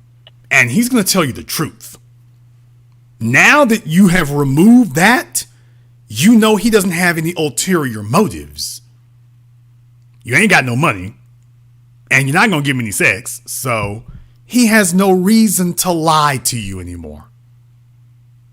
So whatever he's about to tell you will be the truth. You just might not like it. When a man becomes your baby daddy, he doesn't have to lie to you anymore either. He lies to the courts. He doesn't lie to you. Let me be very, very clear. A lot of folk get it twisted. Oh, he doesn't lie to you. He lies to the courts. Not to you. There was a reason he didn't marry you. There was a reason he had kids by other chicks. There was a reason why he didn't put you on his life insurance. There was a reason why he made y'all go 50-50 on everything. He just remembered, I don't really fool with you like that. I got a kid with you. I didn't really want the kid. I just thought that was going to keep you. And then I realized later, damn, I didn't have to have a kid to keep you. I could have kept my coupons at Chuck E. Cheese and kept you. I didn't have to have a kid to handcuff you. Damn. I could have took it easy and kept my money in my pocket. And not gave you the ability to lock me down.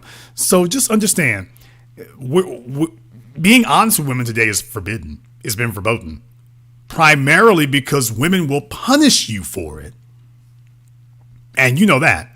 Telling women the truth today does not get you rewarded. Telling them the truth today gets you punished. They will get together in a big for things that they know are true. Things that they know are true will get you punished.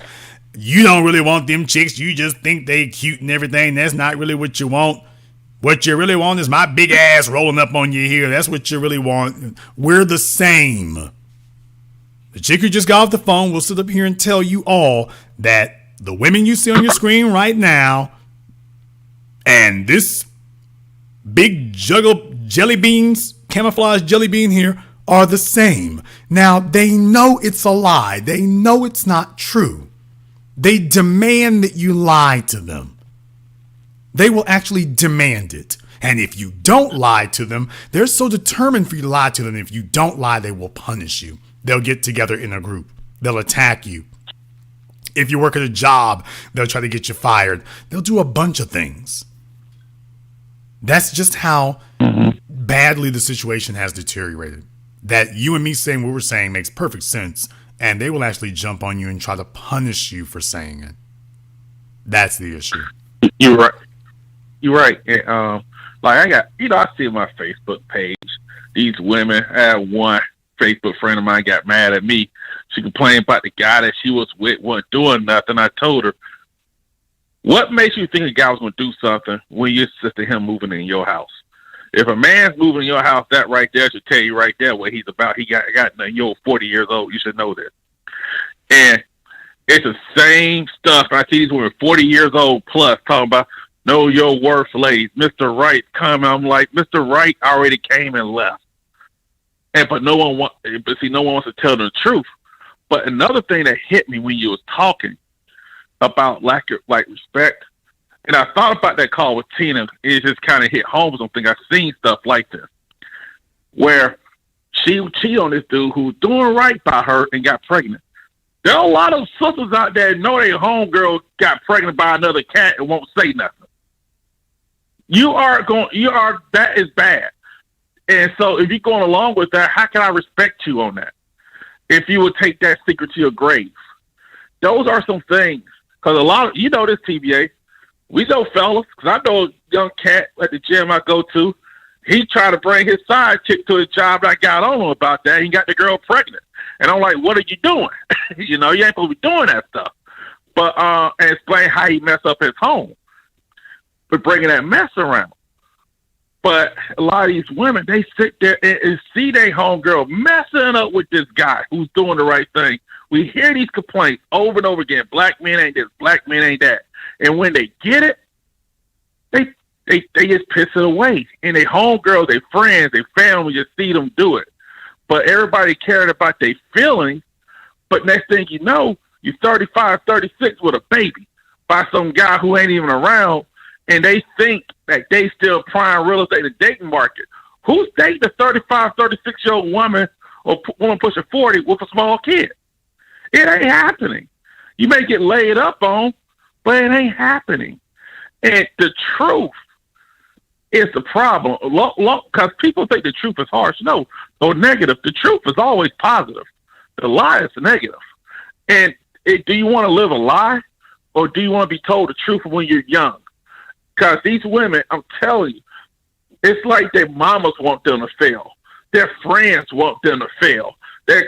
Because you can't tell me where you got generations of single mamas and they can't pick the daddy out of a milk carton or a police lineup, that they ain't being fed bad info or being told that, yes, I can have a baby by somebody and a guy with money will come save me, or I could still date as normal, or I could buy a house all by myself, get a degree all by myself, and a guy will go for it, like the alpha, so-called alpha lady you talked about. But she doesn't realize men ain't looking for that who got it together. Lazy, broke, bum dudes won't care about what a woman has.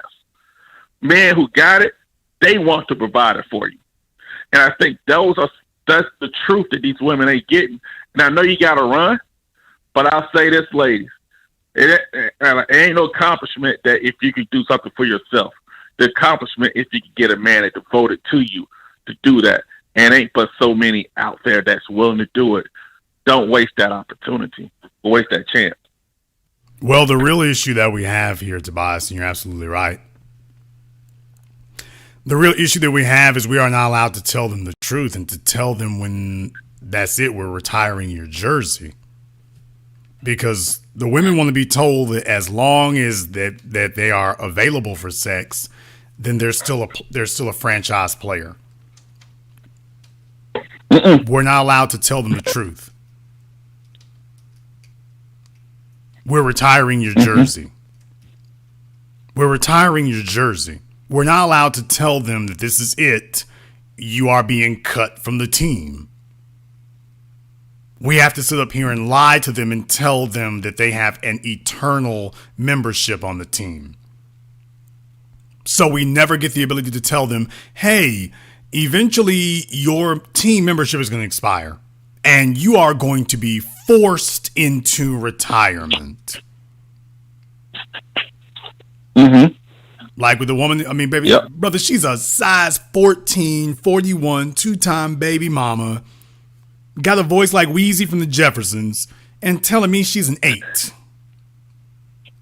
Somebody needs to be honest with her. A man who ain't trying to lie to her needs to be honest with her and tell her you're cut from the team.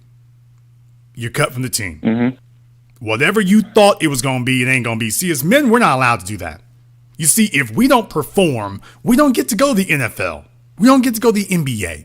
We don't get to date the best females. We don't get to date the fly chicks. We don't get to do any of that. The world lets us know if you don't qualify, we get slammed for it. They slam the doors in our faces and they are unmerciful. But with the females, we just lie to them forever. They'll be 60 years old talking about they're gonna get Idris Elba. They'll be 60 years old and a size 22 talking about the super producer they're going to get a hold of. And folks will sit here and say, well, it could happen. No, we're not discussing Einstein's theory of special relativity. No, it can't happen. This is not going to occur for you. You missed the boat. You missed it. You had your chance. You missed it. But what can I get now? You will get whatever is left over. But you are no longer eligible for any of the preferred options. I didn't even say the best. The preferred ones. You are going to have to rummage through that discount bin at the dollar store. You know why? Because you are one of the items in the discount bin at the dollar store. And that's not me talking. Men have choices. Men have options. And none of them are making you their option. Because when you had the ability to choose them, you didn't do it. Now, you no longer have a choice. Yeah. And you know one thing? It's like I've thought about also. Men operate in what is. Women operate by what should be. And the best example I can always use is Future. Everybody is saying he should be this, the dad should be that. And these women. Us men are saying you shouldn't have messed with him in the first place because he is what he is. And look what happens. Who gets left holding the bag? And I look at you sideways. It's like, you're not the first one. I cut you a break, you number 1. But you're number 4, 5. And I got a cousin like this who has more baby mamas than Tom Brady has Super Bowl rings. And I'm just saying, how are you supposed to feel sorry for you? Say, well, he should be a fighter, should step up. One, subpar people step up. Greatness doesn't have to step up. They're always great. But if you mess with this type of guy, seeing everything is out there, why can't we tell you the truth and say, hey, you made a dumb choice? It's not a mistake, it's a dumb choice.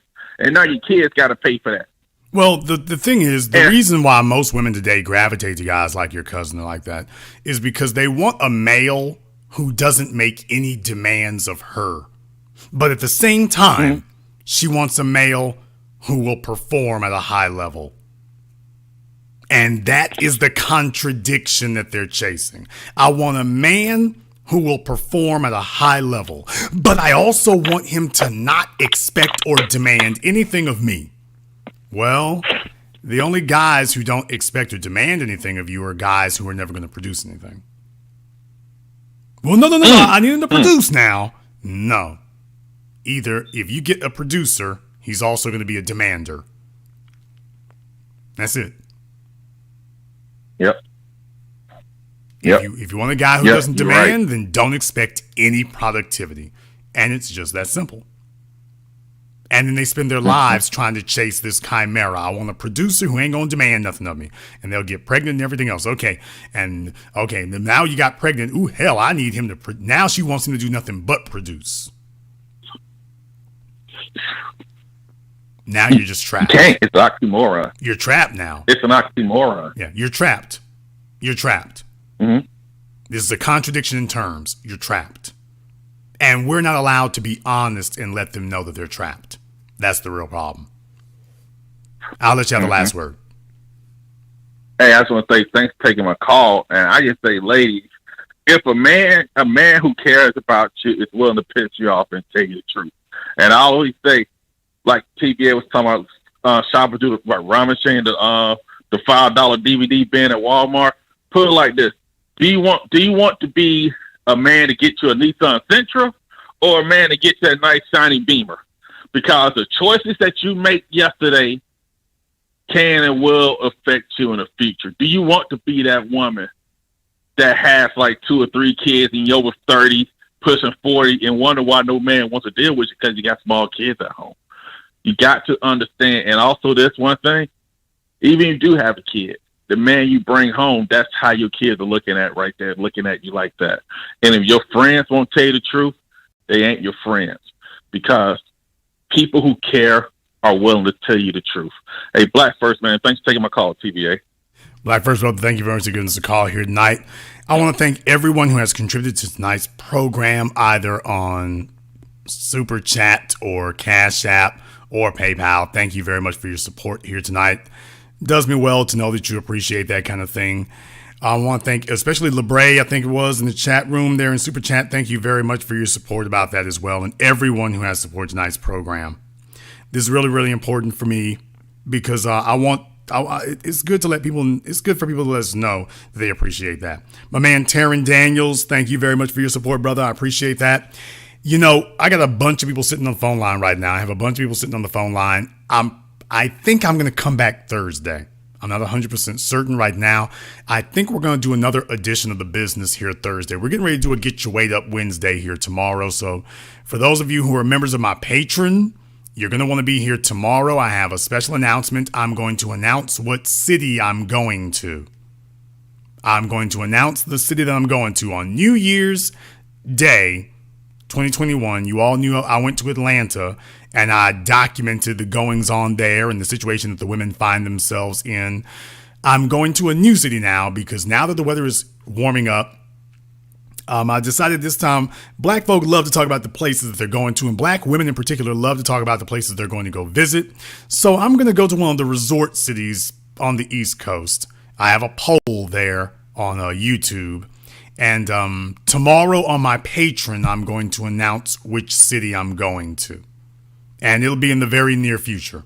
So I'm going to another city here. So it's not going to be months and months before I do it. But I'll make the announcement and then I'll go ahead and start getting things prepared. And I'll let you all know and see how that goes. But be looking for that tomorrow here on Patreon. If you're a member of my Patreon, you definitely want to go ahead and join up for that. If you are not a member of my Patreon, then the address to it is in the description of this video. You definitely want to be there for that. If you're a member of Patreon, you want to be giving me a call tomorrow.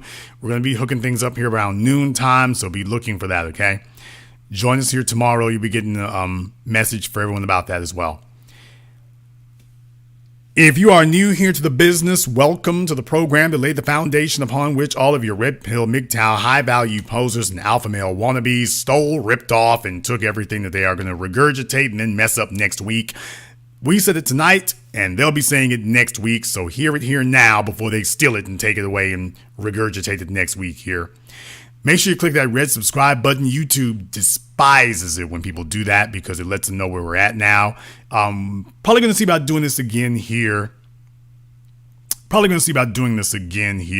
Thursday. I'll see how it goes. So everybody who's on the line and everything, I have a associated subject I want to deal with. I think Thursday we're going to talk about, can we tell women, can you handle the truth? I think Thursday I want to do that. I think Thursday for the ladies, I think we want to deal with ladies. Are you ready for the truth?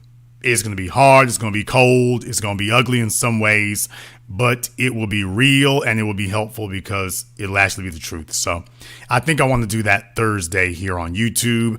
Tomorrow, you all can join us for the Get Your Weight Up Wednesday. And then I'll announce where we're going after that. So if you're on the line right now, do feel free to give us a call back here. Probably going to do something Thursday, and we go ahead and get that taken care of for you here. And this concludes tonight's broadcast of The Business. I am your host, your brother, your humble servant, Mr. Jason Black. And until next time, my brothers and my sisters from around the world, remember, handle your business or your business will handle you.